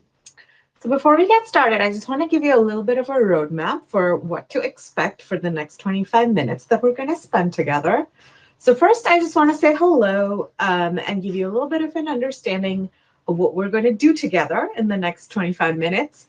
Second, we'll talk a little bit about that dreaded buzzword that a lot of us don't like, don't understand, or don't enjoy: authentic networking. Then we'll talk about how you can make your resume so great that it stands out in applicant tracking systems, rises to the top of the pile, and really gets you noticed for the job that you want to have. And finally, we'll talk just a little bit, not exhaustively, but just the top key items you can do to prepare for your interview and really wow everybody at that final meeting, and land your dream job. So let's get started by just saying hello. So I'm Rukma Sen. I'm currently a product marketer at Google, where I work on telling the stories of Chrome operating system, specifically to enterprise customers, and really helping them understand the benefits and value of our platform, and how they can move towards it or think about adopting it for their companies. Previous to that, I did work at Block, which was formerly known and maybe more familiar to many of you as Square. And before that, I was at Microsoft, where I worked on cybersecurity. I'll touch a little bit more on my career journey and how I found a job at different stages in my life. But before that, I wanted to tell you a little bit about who I am as a person. So as you'll see here, I have always loved, since I was a child, dancing and dressing up, and that's a love I still have. I love going for hikes with my husband, as you'll see here on the right. This is us in Denver, Colorado, and it's beautiful snow-covered lake, which is one of my favorite experiences we've had together. I love cooking. And I'm always excited to chat recipes and where foods come from and foodways. So please say hello if that's something you're interested in too and want to talk to me about. And right in the center there is my family, my parents, and my sister, whom I love more than anything except for my husband in the whole world. So that's who I am as a person. Now, as I was saying, I've had a career mostly in technology. So down below the line, you'll see some of the organizations and companies I've had the good fortune to be associated with, to work for, to even go to school at. So I went to school first for my bachelor's degree to Stanford. Then I got my business school MBA degree at the Yale School of Management. I interned at VMware, and then I got my role as product marketing manager at Microsoft, working on cybersecurity. Then I was at Block, and as I mentioned, right now I'm at Google. Over the line, though, are some of the other organizations that I was lucky enough to get offers from. So this is all to say that I have had really great fortune and a lot of experience, a lot of preparation, doing interviews, submitting resumes, really tailoring my story to what each of these different kind of sizes and types of organizations may be looking for. And in the process, I've collected a lot of learnings and best practices. So when the PMA organizers reached out to me, I was only too happy to share in the hope that some of the things that I have learned will help you as well and benefit you on your journey to finding your dream job and really cracking that interview. So before we jump into the content, I do want to say that the views and opinions that I'm going to express are mine and mine alone. They're not the views or positions of any organization I'm currently or was formerly affiliated with. So with that out of the way, let's jump in. So what can you expect today? So what we're going to do is going to be a bit of a mix of some content and some hands-on exercises. So think of this as a toolbox for landing your dream job. We'll talk a little bit about the keys to authentic networking, how to introduce yourself, that elevator pitch, how do you reach out, how do you follow up. I'll show you some networking scripts that have worked really well for me in the past. We'll talk about how to revamp your resume and do a little exercise to try that on a very, very small scale. And then we'll talk a little bit about interviewing strategy and tips. Obviously, landing your dream job is a very large and deep topic, and it is super rich, and we could talk about it for hours. But since we don't have hours, I will try to hit on only the most important and actionable pieces of information. If you want to say hello, if you want to continue the conversation, you have any more questions, I would be so happy if you reached out to me. We'll have my details for my LinkedIn, as well as a way for you to schedule time with me at the end of this deck. So please reach out. I always want to meet new PMMs and folks who want to break into PMM. So I'd be only too happy to talk. All right, let's jump in by talking about that buzzword networking. So I think there's a few myths out there or a few issues around the term networking that I often hear when folks reach out to me, when they want to think about what their dream job is, how do they go about finding out even what jobs exist, what roles exist, what industries exist. So I've heard everything on the right side here at different points in time. Networking is awkward, networking is fake, it makes me feel really selfish. It's not if you're quote unquote truly talented. It's not even really needed if you do good work. Good work just speaks for itself. Why would you need networking? I want to lay rest to these myths. Networking is none of these things. Networking is just a way to meet interesting people and form authentic connections with them. It's a way sometimes to find out about industries, jobs, or functions that you don't even know exist yet. But it's also a way to find out about some topics that excite you. It's a way to develop your community or your tribe. your group of people who will always support you and cheer you on. It is, or it can be, very authentic, very relational, and be absolutely not at all transactional or fake, as the worry is. So when you think about networking, I like to think about it in sort of 3 different ways. So there's goal-oriented networking. So these would be like, you have a goal to find out what it is like to, say, be a bookstore owner, or you want to find out how the hiring process at a certain company works, or you want to find out how many PMM rules are posted for this particular product at this particular company. So in this kind of networking, you're trying to use your network, you're trying to leverage that network to really get answers to some of these questions. The second type of networking, which I think people think about less, is just pure curiosity-based networking. So what do you want to learn about? What are some topics that are adjacent to your dream industry or your dream product? For me, some of these I've highlighted here in italics are things I'm really interested in: venture capital, social impact, even adjacent functions like UX research. I find that a really interesting team that I work with, and I want to know more about how they do what they do, how they prioritize their jobs, what are some great and not so great things maybe about the day-to-day of their jobs. So what do I want to learn about can be a really great question to think of when you think about who you want to network with. And then finally, there's community-based networking. So that is more thinking about, who is my tribe? Where do I really belong? So these are, or could be, alumni groups, affinity groups, either at work or through any community organizations you're part of, or even groups like, I know there's a multi-hyphenate group in some of the organizations I'm part of, which is basically people who have various different professional interests, who do side hustles, or have the 5 to 9 hustle post their 9 to 5. And it's just a place for such people to gather together, talk to each other, support each other, share information, best practices. Often you can see this last type of network or join a group like this through meetups, through existing organizations, through trying to get introductions from your friends who might be part of existing professional or affinity organizations. And this type of networking can also be just really affirming and just feel really supportive without being super goal-oriented.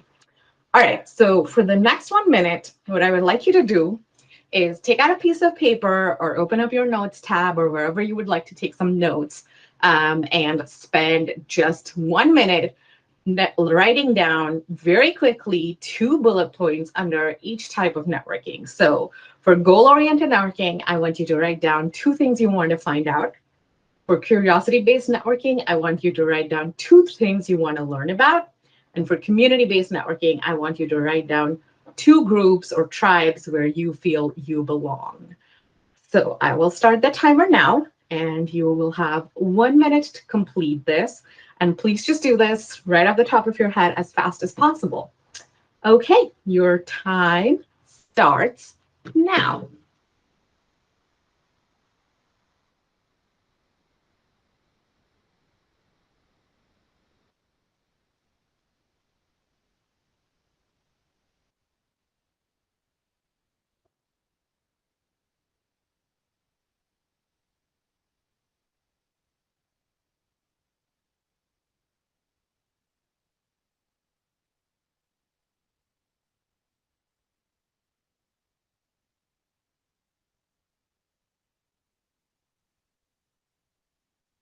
All right, 30 seconds.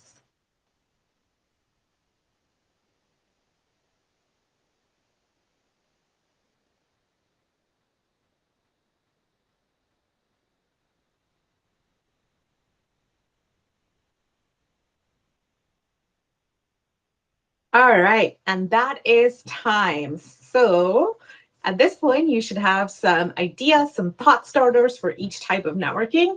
And all right, so now that you have that list, let's talk about how do you actually reach out to those people and what kind of follow-up you should try to have. So when it comes to outreach, what is really important is actually trying to find mutual interests or mutual connections of some type.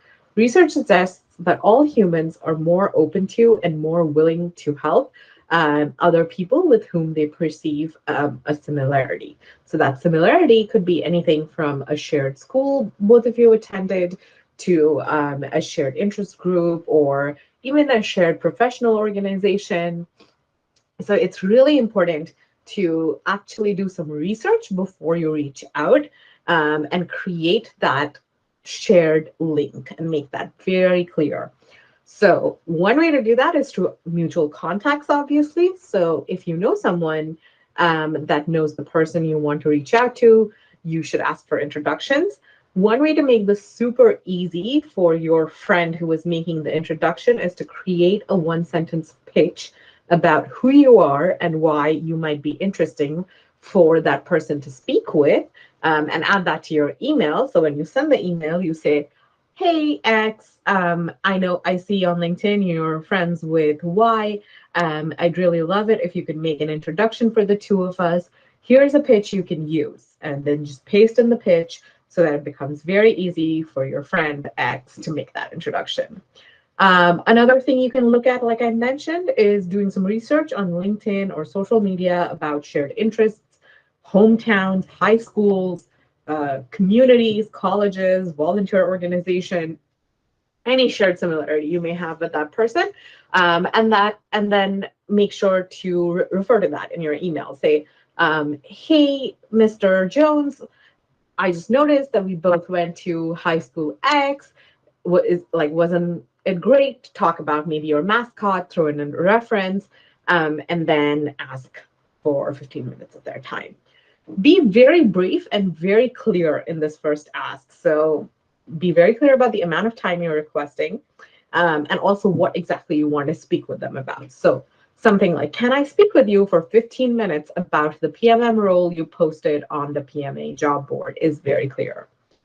If your first email goes unanswered after, say, 1 week, you can follow up again with a very brief, very clear email. And this time, try to show that you did some research, you put in some work. So I would try to see if this person has posted an article or a blog recently, podcasted, posted on LinkedIn, if anything has changed, if an interesting update has come in from their company.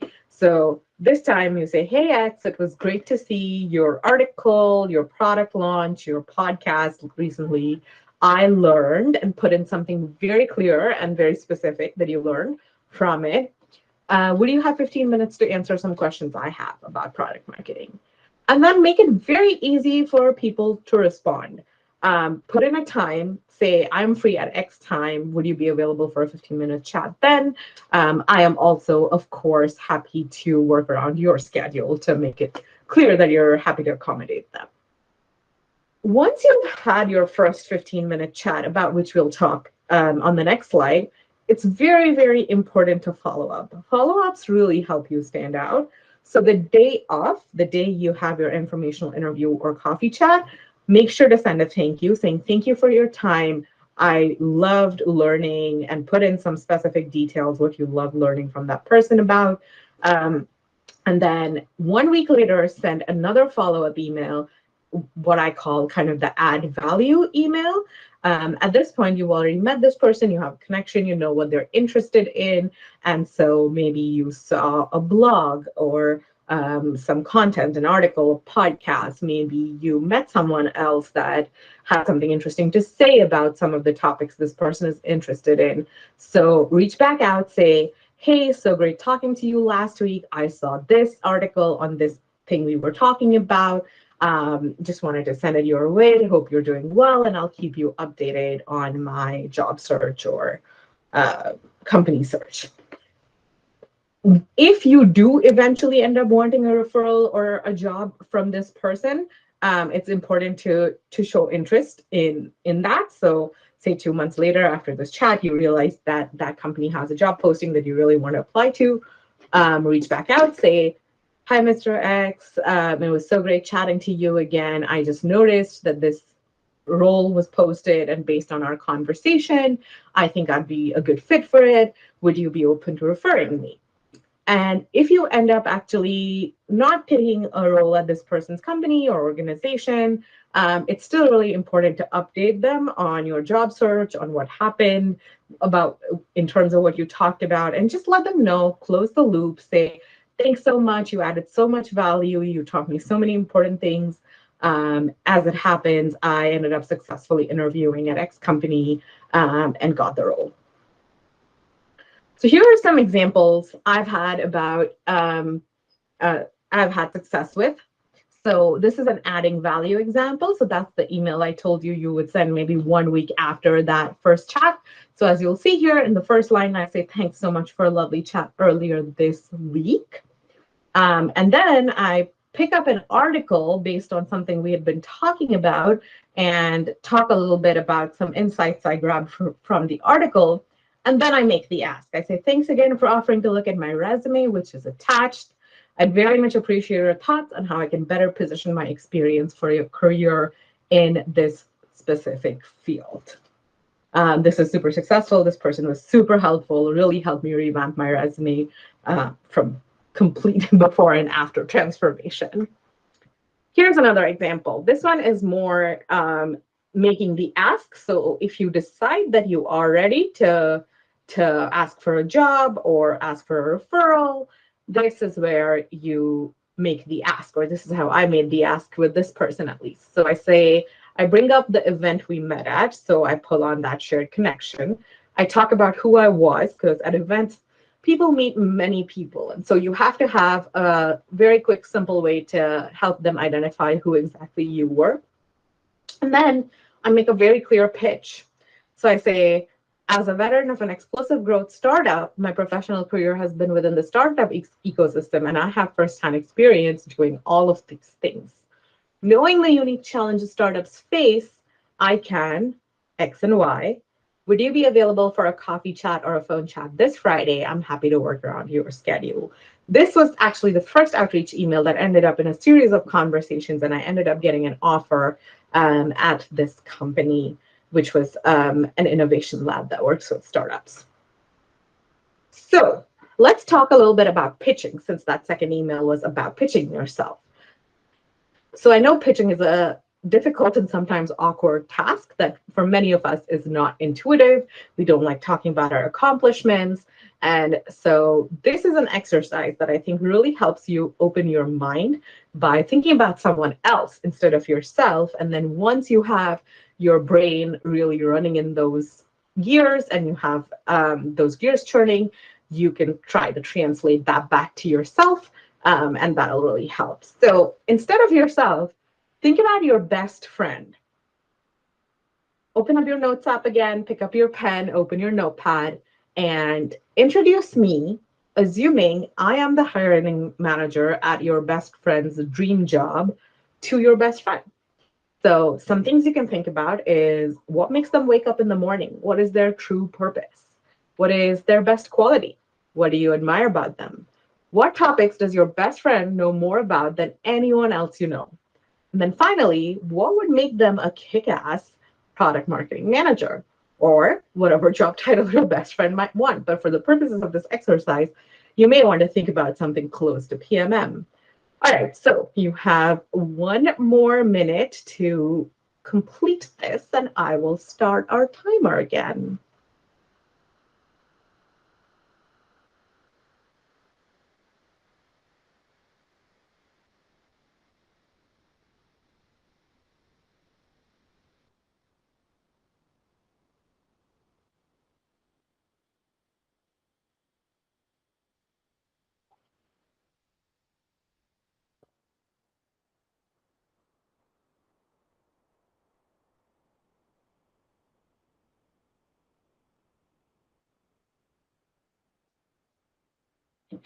All right, you have 30 more seconds.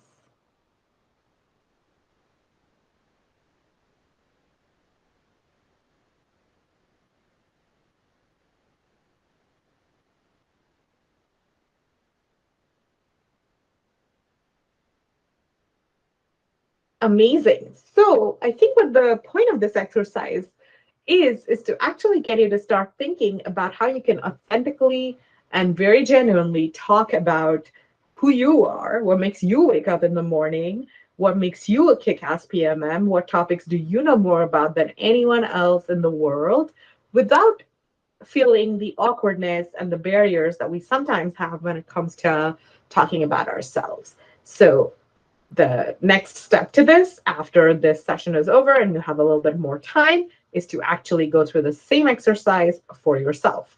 Imagine you're introducing yourself. Tell me about what makes you wake up in the morning. What are you so passionate about that it lights you up? What makes you just the best in the world at the job you do? And then once you have all of this content, then the next step is really editing that down into a 2-minute elevator pitch. And the key notes you should hit for that elevator pitch are: 1, who are you? So that means, what is your purpose or passion? 2, what are you incredibly good at?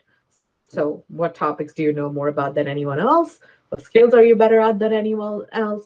And 3, what can you do for me? So that who are you and what are you really good at combines to add what value to me as a hiring manager at your dream company. So I would recommend you think about those 3 things as you try to pull together your elevator pitch for all of your coffee chats and events and networking schedule as you build that out.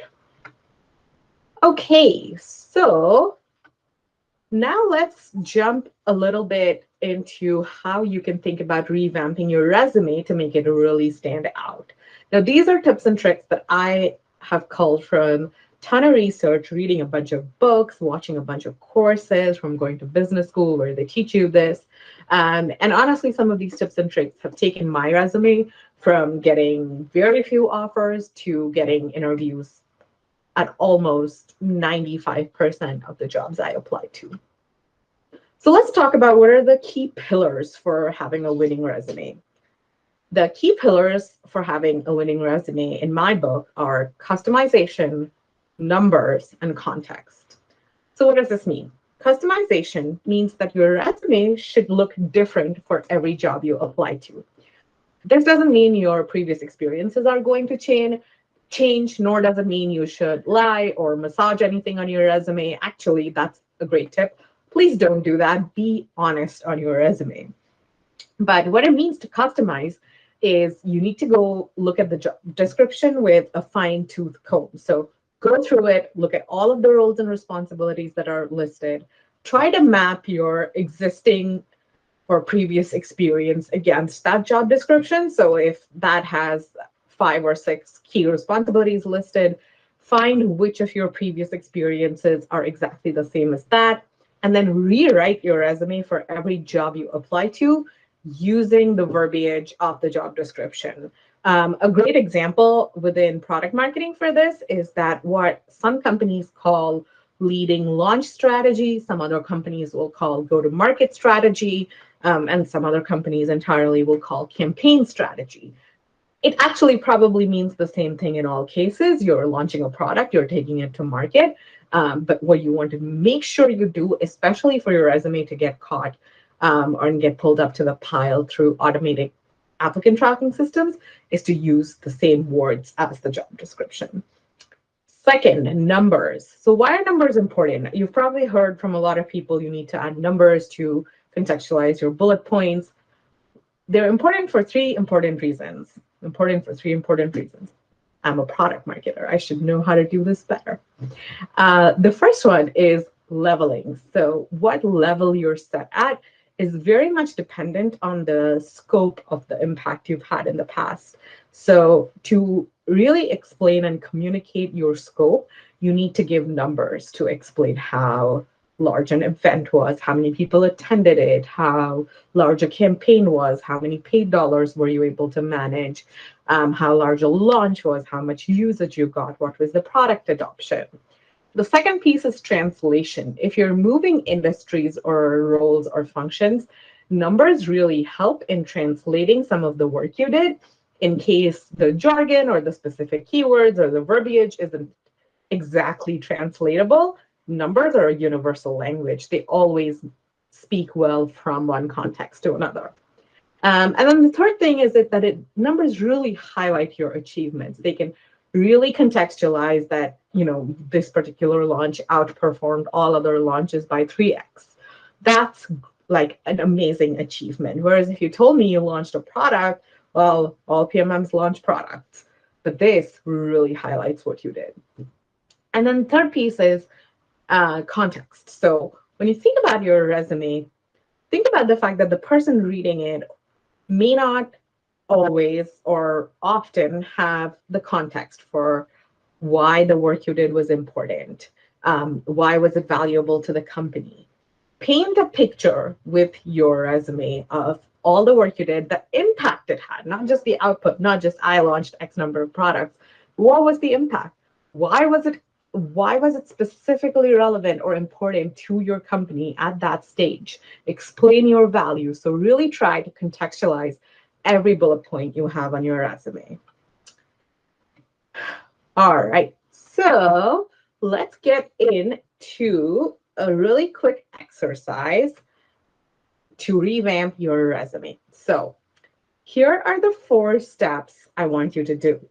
First, read the job description with a pen or a highlighter in your hand. Highlight all of the roles and responsibilities. So just go down the list, look at all of the roles and responsibilities and highlight them. List each responsibility. So the step 2 is list each responsibility, and next to it, write down which of your previous experiences can best match that responsibility. Once you're done, check your resume for any bullet points that have not yet mapped to any of the existing job description responsibilities. And if there are any bullet points left out, try to see which of the existing responsibilities it maps to. If not, that's totally fine. You don't have to parrot the job description back. This is more just about contextualizing and mapping. Step 3. Step 3 is the impact formula. The impact formula goes something like this. Had X impact by doing Y with or through or with a budget of Z. So X impact, this should be something quantifiable. So increased adoption of product by 3x, for example, by doing Y. So this is what you actually did by creating an creating and executing an end-to-end marketing campaign across channels. With budget of or through or by working with, this shows that scope, adds that context, paints that picture. Here is where you can add the different teams you collaborated with, what kind of budget you were working with, what kind of resources perhaps you use, anything that can really paint that picture for the hiring manager is great to add in here. So that's step 3 is your impact formula. And then finally, step 4, go over every bullet point and see if it has numbers. If it doesn't have numbers, try to add any concrete detail you can. Something like presented to chief executives of target clients, resulting in improved customer satisfaction or desire to deploy.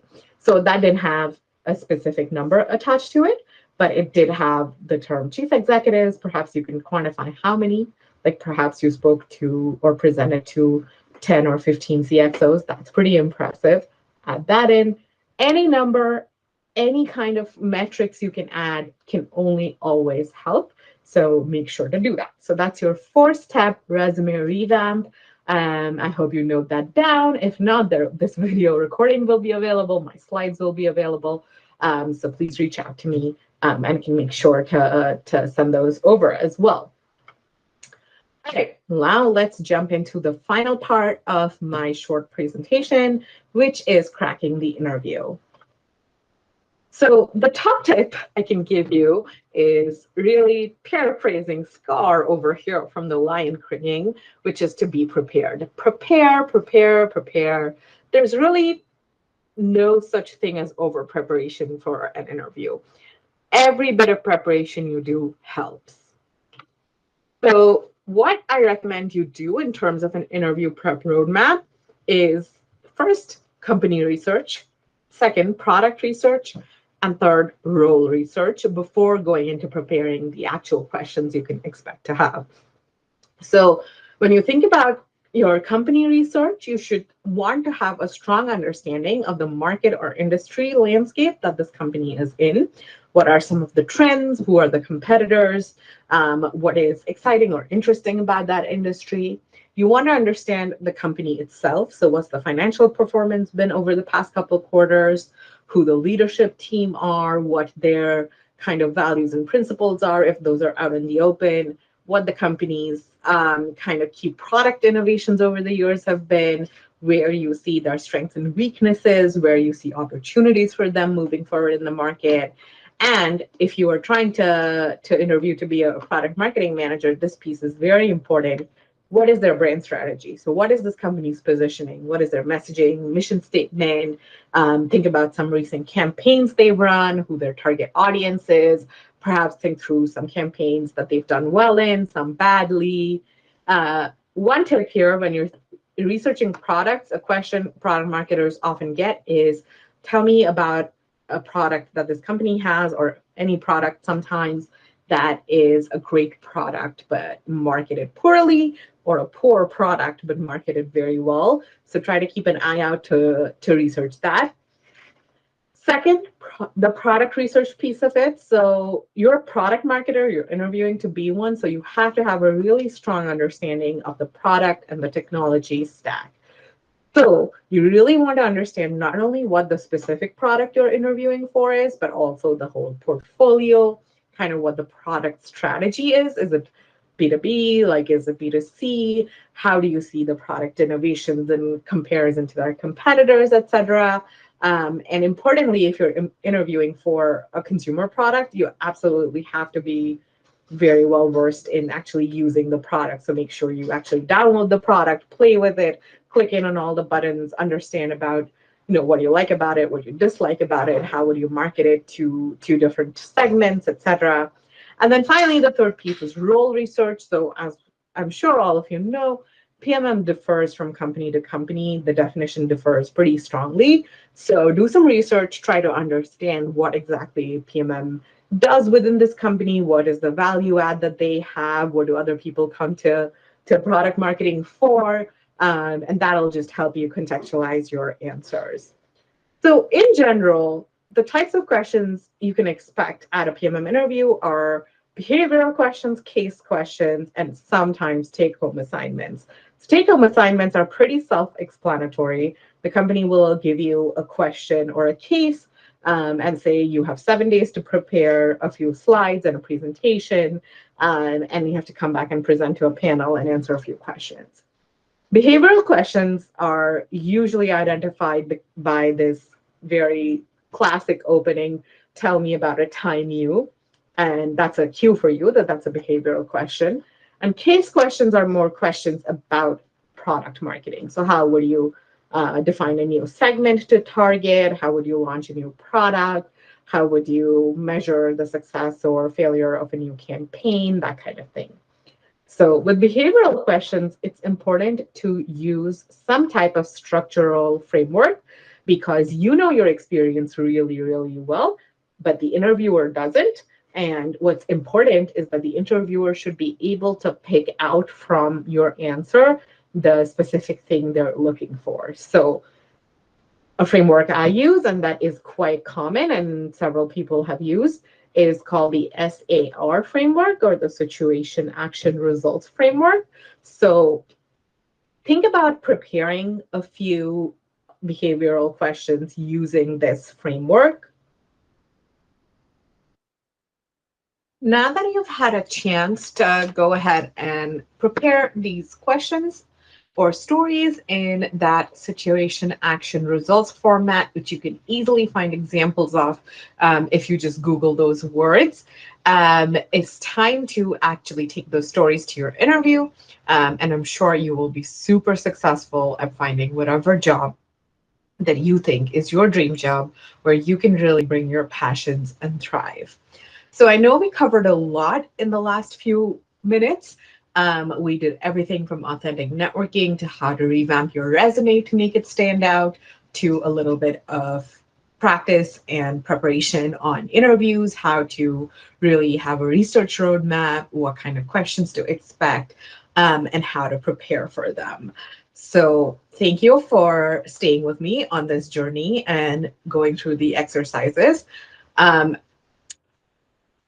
If you have any questions whatsoever or want to reach out to me, please find me on LinkedIn. I'm also on the Product Marketing Alliance Slack. My name is Rupma.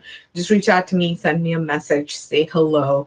And I'd love to chat about your career journey or about anything else product marketing related. Thank you again for spending some time with me today. And I hope this was helpful.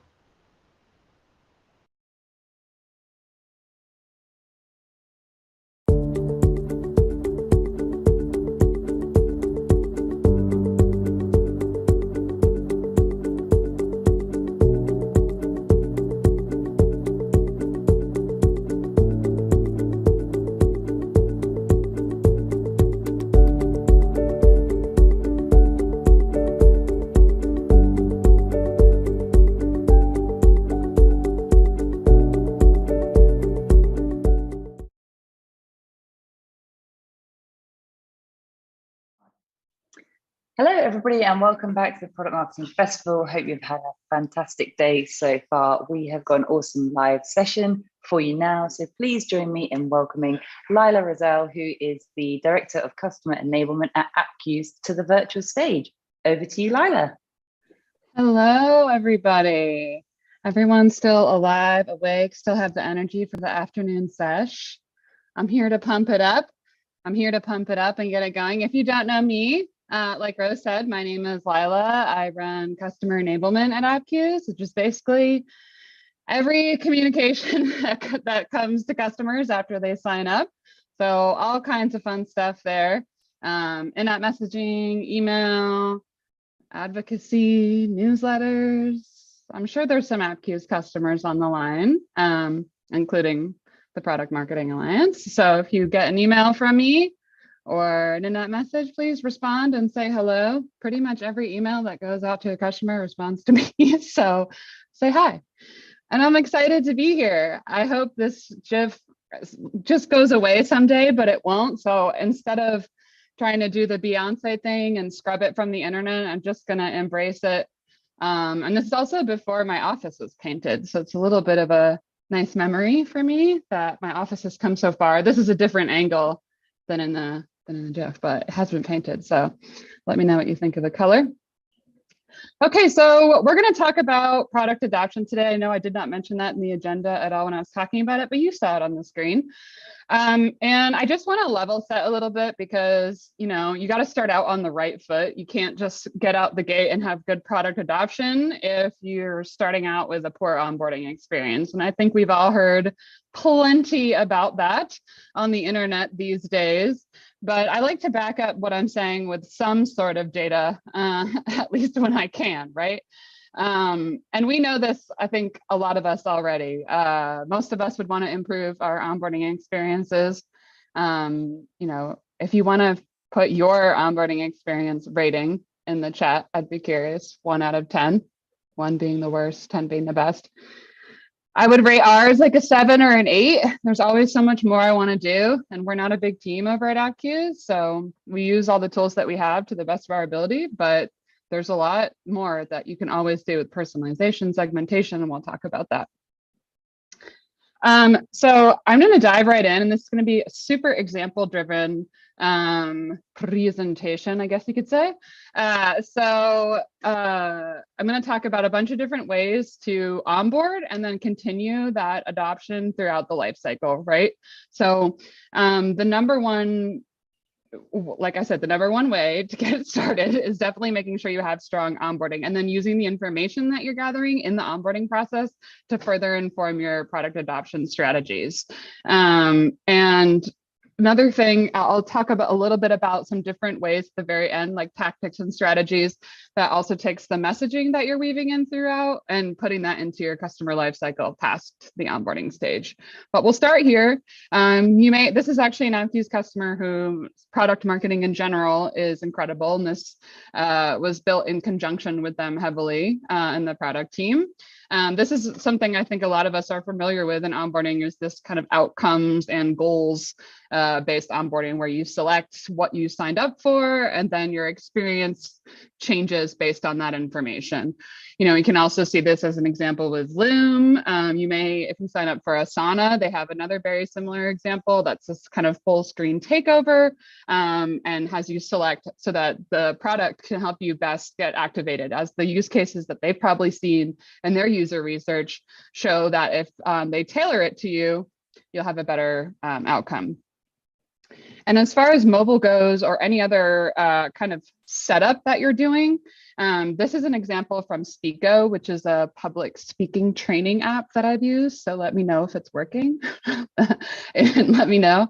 But when I was signing up for this, I thought it was interesting because they, as a mobile app, a lot of times you're priming people for notifications, you're priming people for asking to get access to microphone or things like that. That might also happen with your desktop apps.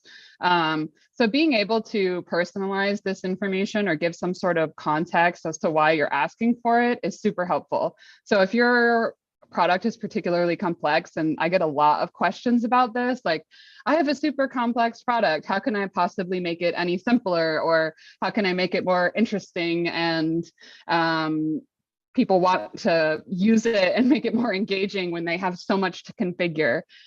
Breaking it down, I've talked about this a lot, but breaking it down to the smallest possible pieces, and then allowing people to customize everything that you possibly can out the gate and personalizing it for them. The only problem with that is it ends up creating a lot of tangled webs that are hard to get out of. So taking it piece by piece and learning like persona by persona or group by group or user by user is the way to do it. So I just really like this example. I think you could think of other apps that do this as well, habit forming apps and things like that. So customization, personalizing, super helpful. And I really love this example as well from Copper. I like them. And like I said, their product marketing team worked a lot on this in conjunction with their product team. So I feel like it's a really good example to share with this audience. So within the onboarding process and signing up for Copper, you get this screen after you create your account essentially. And this gives you the option to go ahead and download their extension, which my guess, I didn't ask this directly, but my guess is that people who sign up and use the extension are more likely to convert into either a paid user or maybe more likely to use stickier features. So they'd want to get that, going right away. And the good way to do that is to say, hey, nice job. Now do the next thing. And then they have a nice little sneaky opportunity here to schedule a demo too. So it's a good use of real estate and like a congratulations message to move somebody on to the next step. I talk a little bit about storytelling and how that helps with product adoption. Not too much. I know there's a lot of talk about storytelling. I'm not trying to be that, but just to give you some idea of how that can weave into your customer journey. In my abstract, I also said I would talk about email. I love email.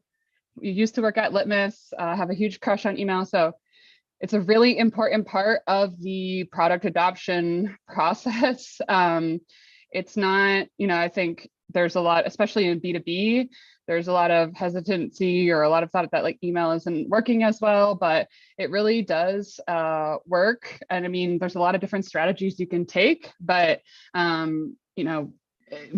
being smart with your timing, your segmentation, just like any other marketing channel, and just the content of your emails as well. Like a lot of people, I think, phone in an email because they almost expect it not to work in a weird way. So actually putting some more effort into your strategy and the content goes a long way. And I would say that's true for in-app messaging as well.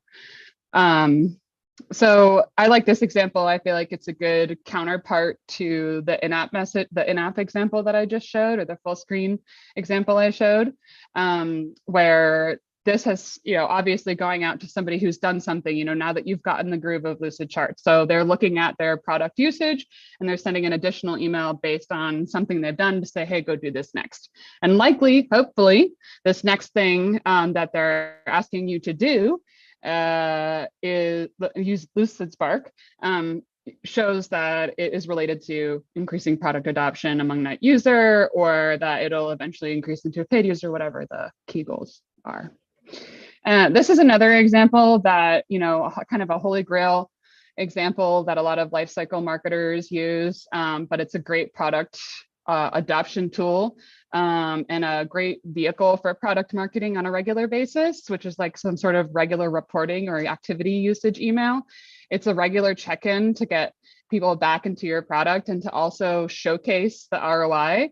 Now, this is like one of those things that, oh yeah, it sounds so awesome to go and build this. You do need the data. And so it can be a little bit of an engineering challenge, or you might have to get another email tool that allows you to do liquid scripts. There's kind of some, it's not the easiest one. So I always hate presenting options that are not easy to do with any tool and affordable, but it does make a huge difference. So if you can get folks on board with it, we actually have a weekly stats email at AdQs that we use, and it has really good feature adoption impact whenever we add, and especially specific call outs based on what features people have available, and give them more information there. And that's going in their inbox every week. A lot of people might not necessarily, go in and log back into AppQueues, but they're aware of the value that we're providing, which means, they're going to keep coming back and checking in. So that's a huge one. We get a lot of questions about our weekly stats email and how it's set up. It seems like it's a strong desire for folks. So if you have questions about it, how to do it at your company, feel free to drop me an email. My contact information will be at the end here. We're going to speed round the rest here, but this is a similar thing. LinkedIn has been doing really well with their ways of getting you back in the product, especially with email, showing the notifications in your email bar. So all these screenshots are from really good emails, by the way, which are a great resource. And then segmentation, it's super important. This is an onboarding message that's going up in Copper only to admins, and this might be because they know if an admin is more activated in the trial or in post-purchase onboarding, that they're more likely to be successful down the line. So there's a lot of reasons to segment, even if it's not just like something a little bit fancier, like this example from Climacell, where they're asking you, to self-select your goals. This is kind of similar to the ones that I was showing in the beginning. But it's like a self-segmentation that allows you to pick there. So, I mean, it's up to you to then segment the communications afterwards. That's where it gets hairy. Some people just use this to collect the data and send people into a different part of their product. Like, I believe that's mostly what the Copper is doing at the moment, but then using that data to eventually personalize the experience. I'm curious too, and if you want to send me an email about this or pop into my DMs and LinkedIn, what have you tried to increase adoption after onboarding? I hear a lot of different people talking about a lot of different ways, sending out email nurtures, or trying to get on one-on-one calls with CSMs, helping people through, doing a modal. There's a lot of different options. But I do want to remind people just about something that I think it's happening a lot. We have a little bit of feature fatigue going on. We keep launching features, and it's a lot of pressure on high growth companies, especially, to keep going and launching and building on the product and delivering more value to customers. But customers are also getting in their routines, still learning the product, and things are changing so quickly. And your product isn't the only one who's changing, right? So product adoption is also a game of patience. You have to understand that the message needs to be repeated several times in different places throughout a long time to necessarily bring that through. So I talk a little bit more about this on this slide, right? I already talked a lot about segmentation and personalization. I get a lot of pushback a lot of times when I want to segment messages, especially when you have a smaller audience. People are hesitant. They just want to get everyone as much as possible to use the feature.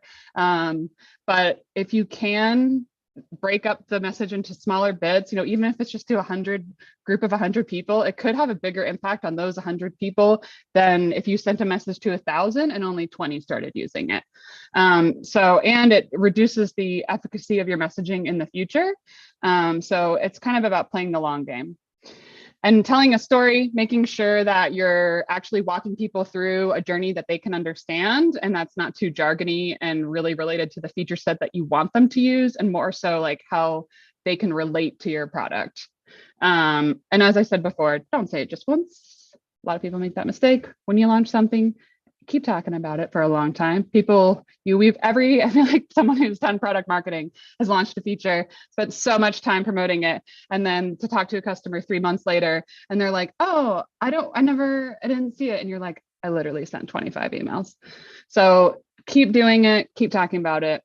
And then I just wanted to show a few examples here of some ways that you can use like in-app messaging as a feature adoption tool, either for onboarding or just throughout the life cycle. Like if somebody's never uploaded a video or never at mentioned somebody, you can show something to have them do that as long as it's contextual and in the right moment.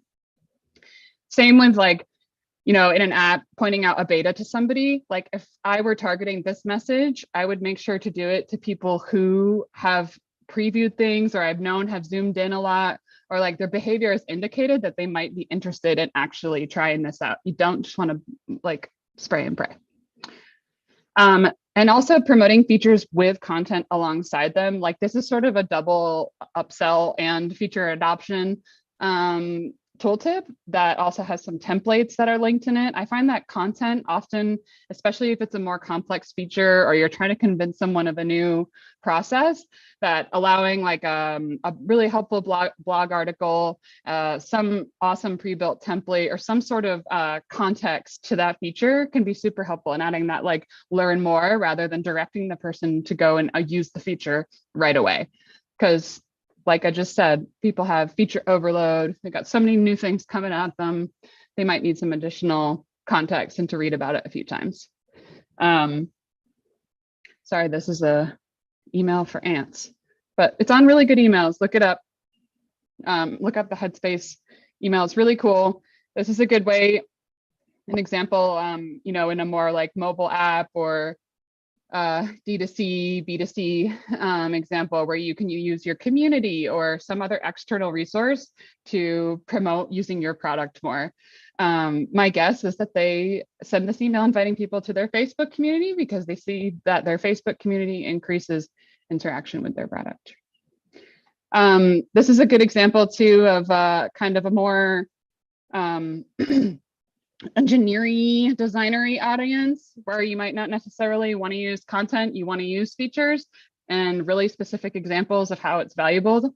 I like this email because it's long, it looks good, but it's also full of value. It kind of reads like a support article rather than something marketing-y, which is a really great way to do feature adoption. Asana has great examples as well. And we've got some good like promotional examples for feature adoption, like sliding out a slide out based on how many things that they've done. That's another great way to like kind of congratulate and move people along. And then my last slide here is just about attribution, making sure that you actually attribute what the efforts are doing to the product adoption. It's not easy, but you can do it. Before and after would be the easiest way, but there's a lot of ways to jump in and make sure that you get the attribution going. But if you have any more questions, you want to speak with me, hit me up on LinkedIn. I'm here. You can email me, lila@appcues.com. Would love to connect. Thanks so much. Fantastic. Thank you so much, Lila. That was a really great session and some fantastic examples you shared there. I know we are very short on time, but I guess if you had to give one bit of advice to people just starting out on kind of using a onboarding tool or in-app notification tool, I guess, what would that piece of advice be? Ooh, that's a good question. I would say make sure you know your users inside and out, that you know what they're experiencing when they're going through your product for the first time, where they get hung up, and that you have a very good detached perspective of that.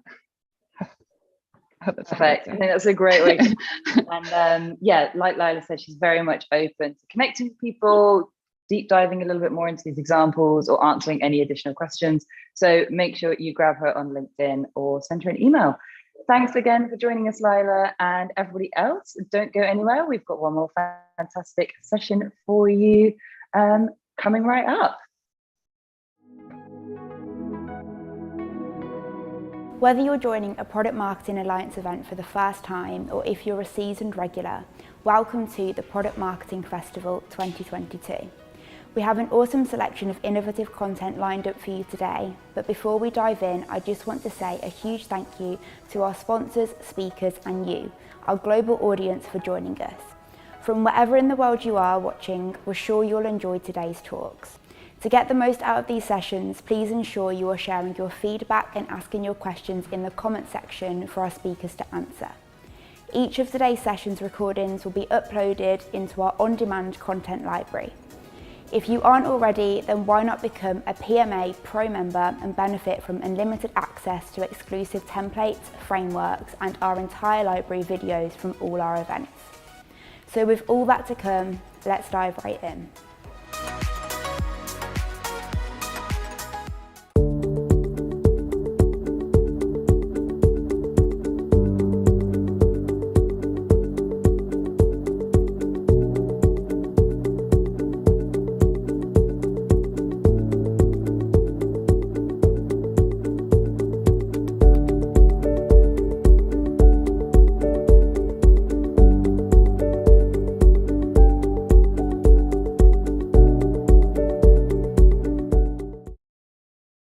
Hi there, everyone. My name is Fiona Finn, and I am the head of product marketing at Jane App. Jane is a practice management software for allied healthcare professionals, so you might have used us and not even realized it, so keep an eye out. Today, I'm going to be talking to you all about how you can price to win and really use competitive intelligence to 4x growth. This is a topic that I am really excited to talk about, as I think that most product marketers either do a little bit of competitive intel and a little bit of pricing intelligence, or a lot of one and none of the other. So today I'm really excited to see how we can bring together these really spicy topics and really jump into how you can leverage these to build out the all the impact of your product marketing role and your function and form a pricing intelligence program as a result. If you have any questions about this topic, definitely jump into the chat as we go through this. I'm based in Vancouver, BC, so I would love to know where everyone else is. Let me know. And if you'd like to connect on LinkedIn, feel free to add me, and we can always talk more product marketing after this chat.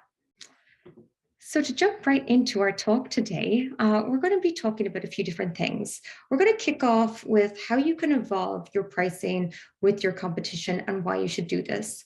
The reason we're going to talk about this is because I know at some organizations, pricing can be a really difficult topic to approach. There can be a lot of anxiety around it. You might not have a lot of resources to put towards either a pricing project or a CI project. So by building out a really strong use case as to why you should always be evolving your pricing with your competitors, that can hopefully put you in a really great place to succeed with this content as well. Next, we're going to jump into a bit more of a tactical framework that will really kind of draw out the connection between competitive intelligence and different pricing models. This is where we're going to kind of fill in the gaps between pricing and CI, so you can start to see that in practice. And then finally, we're going to get into the weeds of how you can use a few different tools to build out a price intelligence program and actually price your product to win, so you can see 4x growth at the end of the day. So before we jump in, I wanted to say that pricing should be evolving just as your competition does. I'm sure you've heard it many times before, but pricing should always be evolving and is never a one and done project. I know this is easier said than done. However, we know that competition is increasing in every single market. Our experts over at Crayon released the State of Competitive Intelligence this year, where they found that competition in every market is increasing by 18% year over year. And 59% of competitive intelligence practitioners say their markets have gotten much more competitive in the last year alone. With all this competition and all this strife and little moats for protection at play, pricing is still a surprisingly unutilized differentiator and way that we can protect our go-to-market and product marketing strategies. Our friends over at Price Intelligently actually found out that on average, only 6 hours can be spent in a company lifetime looking at pricing. That's not 6 hours per month or 6 hours per quarter.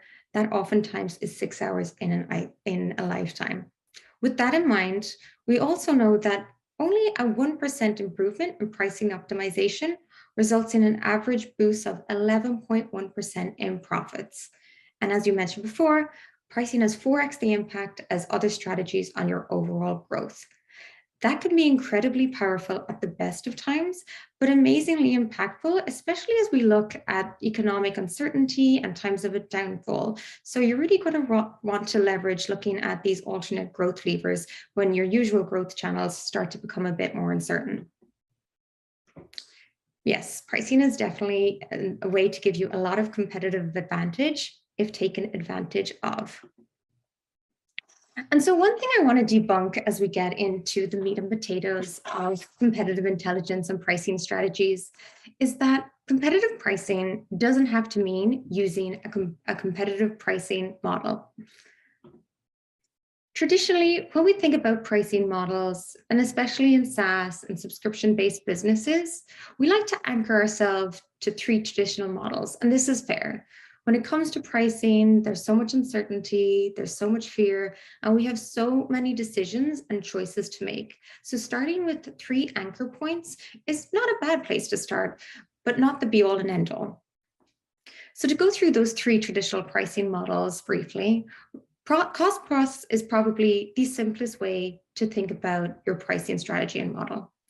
This is where a fixed percentage is added on top of the production cost for 1 unit of your product. This is an easy way to identify how you can make up for any margins that you've spent on development or distribution, add that to your ticket price, and reduce risk of overall revenue loss in the long term. Moving on, the second most popular pricing model is probably value-based pricing. And this is where your customer's perception of value is used as your key to pricing instead of your actual baseline cost that you see in cost plus. Value-based pricing has really come to the fore in the last few years as many companies and products take a much more customer-centric view to their go-to-market strategy.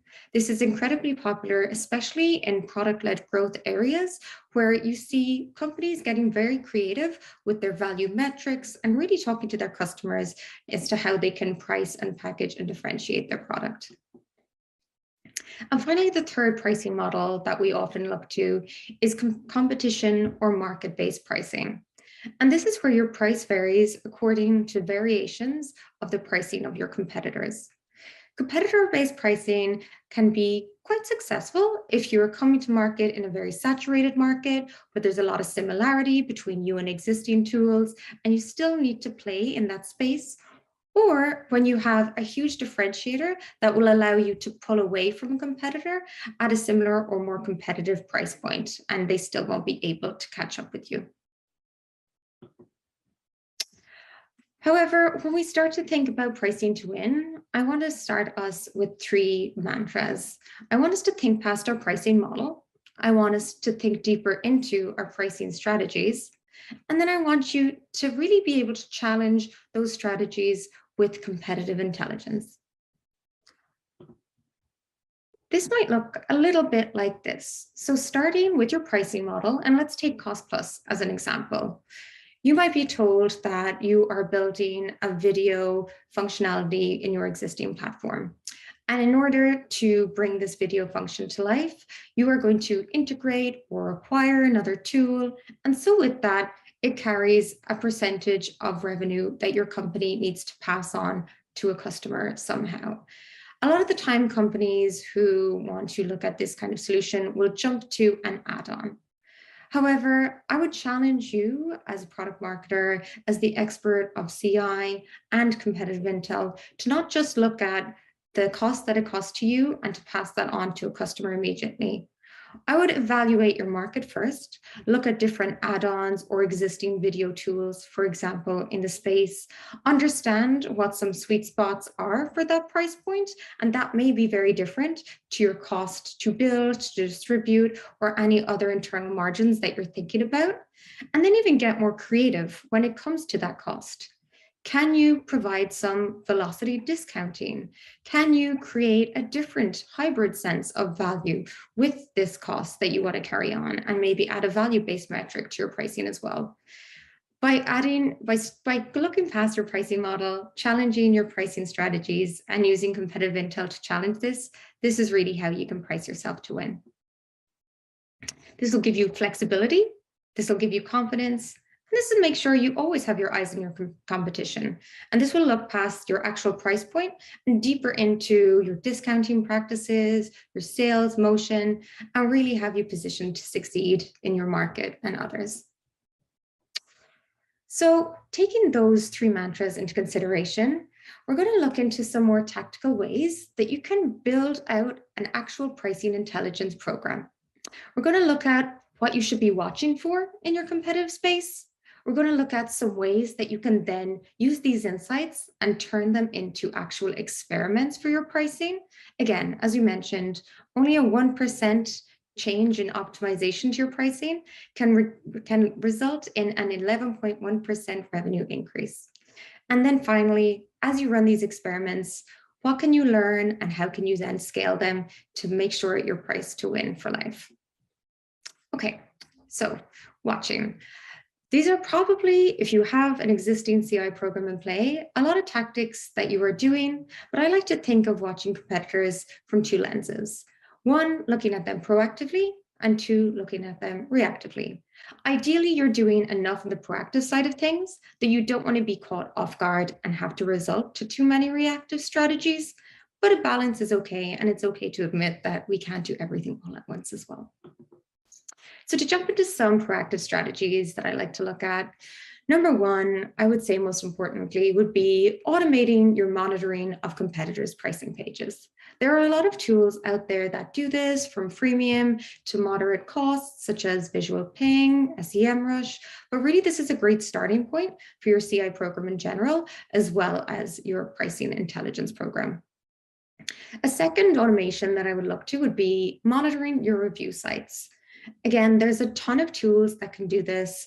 I like to make sure that you're using a tool that integrates with Slack so that as someone goes to leave a review for a competitor and pricing is mentioned, number one, this tool pulls it into Slack, so it's happening automatically. And number two, you can leverage Slack for keyword updates. So when price is mentioned, again, it's going to the top of your alert list. Another one that I like to look at more for a long tail proactive approach to monitoring competitor pricing is looking at your competitor's career page and always being sure that you take note when they have an interesting hire posted. If they're hiring a director of monetization or pricing strategist, it's very likely that they're going to be looking at some experiments, some optimization, and some changes soon. So you should probably be taking a closer look at these competitors when that happens. Get in their funnel. Again, if you have a CI program in play, I'm sure that you have signed up for a trial and you get some form of communication, or you may be on their newsletter list. Once you are getting some of these communications about value, about discounts, offers, pricing changes, make sure that you're gathering that all in a place that can be your historical context that others in the organization have access to. Notion is a really great way to aggregate this information in a gallery view and organize them by competitors so that at a glance, you can search a competitor and historically see what offers they have, what discounting they have. This can also help you create more of a seasonality view at the look of your competitor's pricing strategy, so you know how to be competitive or actually what to avoid when your market is getting a bit too condensed with offers and noise. And then finally, you can use this gallery view as well, or this historical data, to actually look at ARPA of a target persona. Is their ticket price actually their ARPA, or is there other things at play that allow you to know you can play around with your ticket price a bit more, such as seasonality, offers, or discounting practices you hear about a lot. The reactive approach. So you hear a piece of news, you need to jump on it, something internal happens and you need to change your strategy. Some reactive strategies that I like to engage with is looking at a customer advisory board. And I use the word customer advisory board, but this could be an advisory board of any sort. Ideally, you want to engage experts in your customer's field who understand the value of technology of your competitors very well. And they can tell you with some objectivity what is priced fairly, what is priced above board, and use that data to validate or challenge any competitor pricing strategies. Survey your customers. This is internal data that you can make sure you're staying on track with your customer's sense of value and that you either need to be worried about a competitor or not worried. Willingness to pay questions are really the way that you extract this data. And then doing some Van Westendorp analysis is a really good way to pull it together, especially to get leadership buy-in and give you some benchmarks. If you already have a CI program in play with the sales team, I'm sure you're using some kind of sales listening tool like Gong or Chorus, and making sure you can reactively search up keywords of both competitors and terms like pricing or offers is a really good way to get a quick sense of any trends. You can always, of course, monitor pricing pages and review sites manually with a quick search. And one of my personal favorites is to always kind of look a bit past your current state and use a tool like Wayback Machine to see what is your competitor's pricing today. Did they just change it and it was different 6 months ago? Have they experimented with it constantly? Wayback Machine is a really fun free tool to use to do this. Okay, so we've been watching our competitors, we've aggregated this data, we've documented it, we've started to observe trends, and this is where your competitive pricing optimization can come into play. So optimization can be comfortable for different types of organizations. It can be difficult or hard depending on how your subscriptions are implemented or how complex your product are. So the way I think about experiments and optimization is positioning them into high, medium, and low risk experiments. These are super subjective, as I know what is high risk to one organization might not be to another, but it's a really good starting point for you to be able to group the tactics that you want to try out and get your other teams to buy into them. So an example of some high risk pricing optimizations would really be something that is more public facing, that maybe a customer in the future can reference back to. So you want to avoid using language like forever, or that, you know, any guarantees or promises that this pricing will stay that way for eternity or for an unknown amount of time. I did put changing your pricing page in the high risk category, but I believe there's medium to low risk optimizations that you can and should be doing, such as slightly tweaking your ticket price. Perhaps you're playing around with your annual to monthly offers. Maybe you want to A/B test this pricing page, and that would bring it more into the medium risk experiment land of CI influenced pricing optimizations. So medium risk would be maybe charging for betas, or maybe just asking a customer, would they pay for a product in beta? That really lets you know what is the value of your product before it comes to life. Again, A/B testing anything can de-risk your overall strategy. Having your sales reps test the water with some price points or offers in conversations where nothing is documented or public facing can be a really good way to understand sensitivity. Playing with ads, again, doing some ad testing of a certain price point for a certain product can be a good way to stay competitive, or experimenting with contracts. Can you buy a customer out of a contract? Is there willingness for that? And can you really understand what that price point of that contract is to them so you can stay competitive? Again, low risk, maybe just engaging internal customers or actual customers on their willingness to pay. Doing things like discounts and offers, which have limited time periods, make sure that there's no foreverness to any pricing decisions and that you're making one-way decisions. And yeah, these are just some ideas that you can play with as you try to optimize your pricing. And so you've ran some experiments. In order to scale, you really have to keep learning and keep documenting and keep this loop going. So before you ever run an experiment, make sure you have a way to track this. This can be as manual or simple or as sophisticated as you want. You should always ask your internal teams how they're feeling about pricing changes or optimizations before, during, and after experiments. Even forming a bit of a pricing experiments or optimization task force with a small group of customer-facing team members is a really good way to keep on top of this feedback. And finally, always be comparing the before and after effects of these experiments. So you can use this data to, number one, go deeper into these experiments. Number two, to get ongoing investment in your team, in your CI strategy, and in your pricing optimization program. Okay, so we've discussed a lot about the current state of looking at your competitors to influence your pricing. But one of the best ways to predict the future is also to create it. So don't just think about the factors that influence your market today, always try to look at tomorrow as well. So you should always be building out short and long-term pricing strategies. You should also start to monitor future category players or categories that you would like to play in, just to understand the trends there. Again, so you could be proactive with this watching and not just reactive. And hire for the future yourself. You might not need a certain skill set today when it comes to CI or pricing, but always be on the lookout when you are doing interviews. If someone has the potential to grow into a role, or maybe there's a way to nurture someone or help them do some additional training or career growth, so that when it comes to it, you have that skill set on your team ready to go. And we can't do all these things, right? Pricing and CI are one of many things that product marketers have on their plates, in addition to launches, all your creative strategies, and other growth levers that your company needs to rely on. But if you can do one thing, and I know this sounds super, super cliche, but really keep your customers happy. And the reason I say this is because if you can know what is protecting your existing customers from going to competitors, you can make sure that you can pull on the expansion levers that make your customers pay more or buy more from you without having a cost of acquisition. The most successful SaaS and subscription-based companies get up to 20% of their recurring revenue from their existing customer base. That's a really powerful growth lever and competitive moat.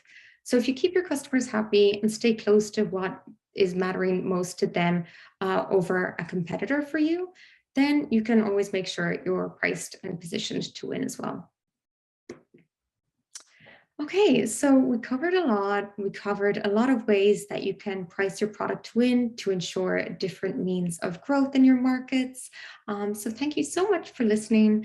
If you have any questions, do feel free to pop them in this chat, or feel free to send me a quick email at fiona.fin@jnapp, or I'm happy to connect on LinkedIn as well. Thanks, everyone.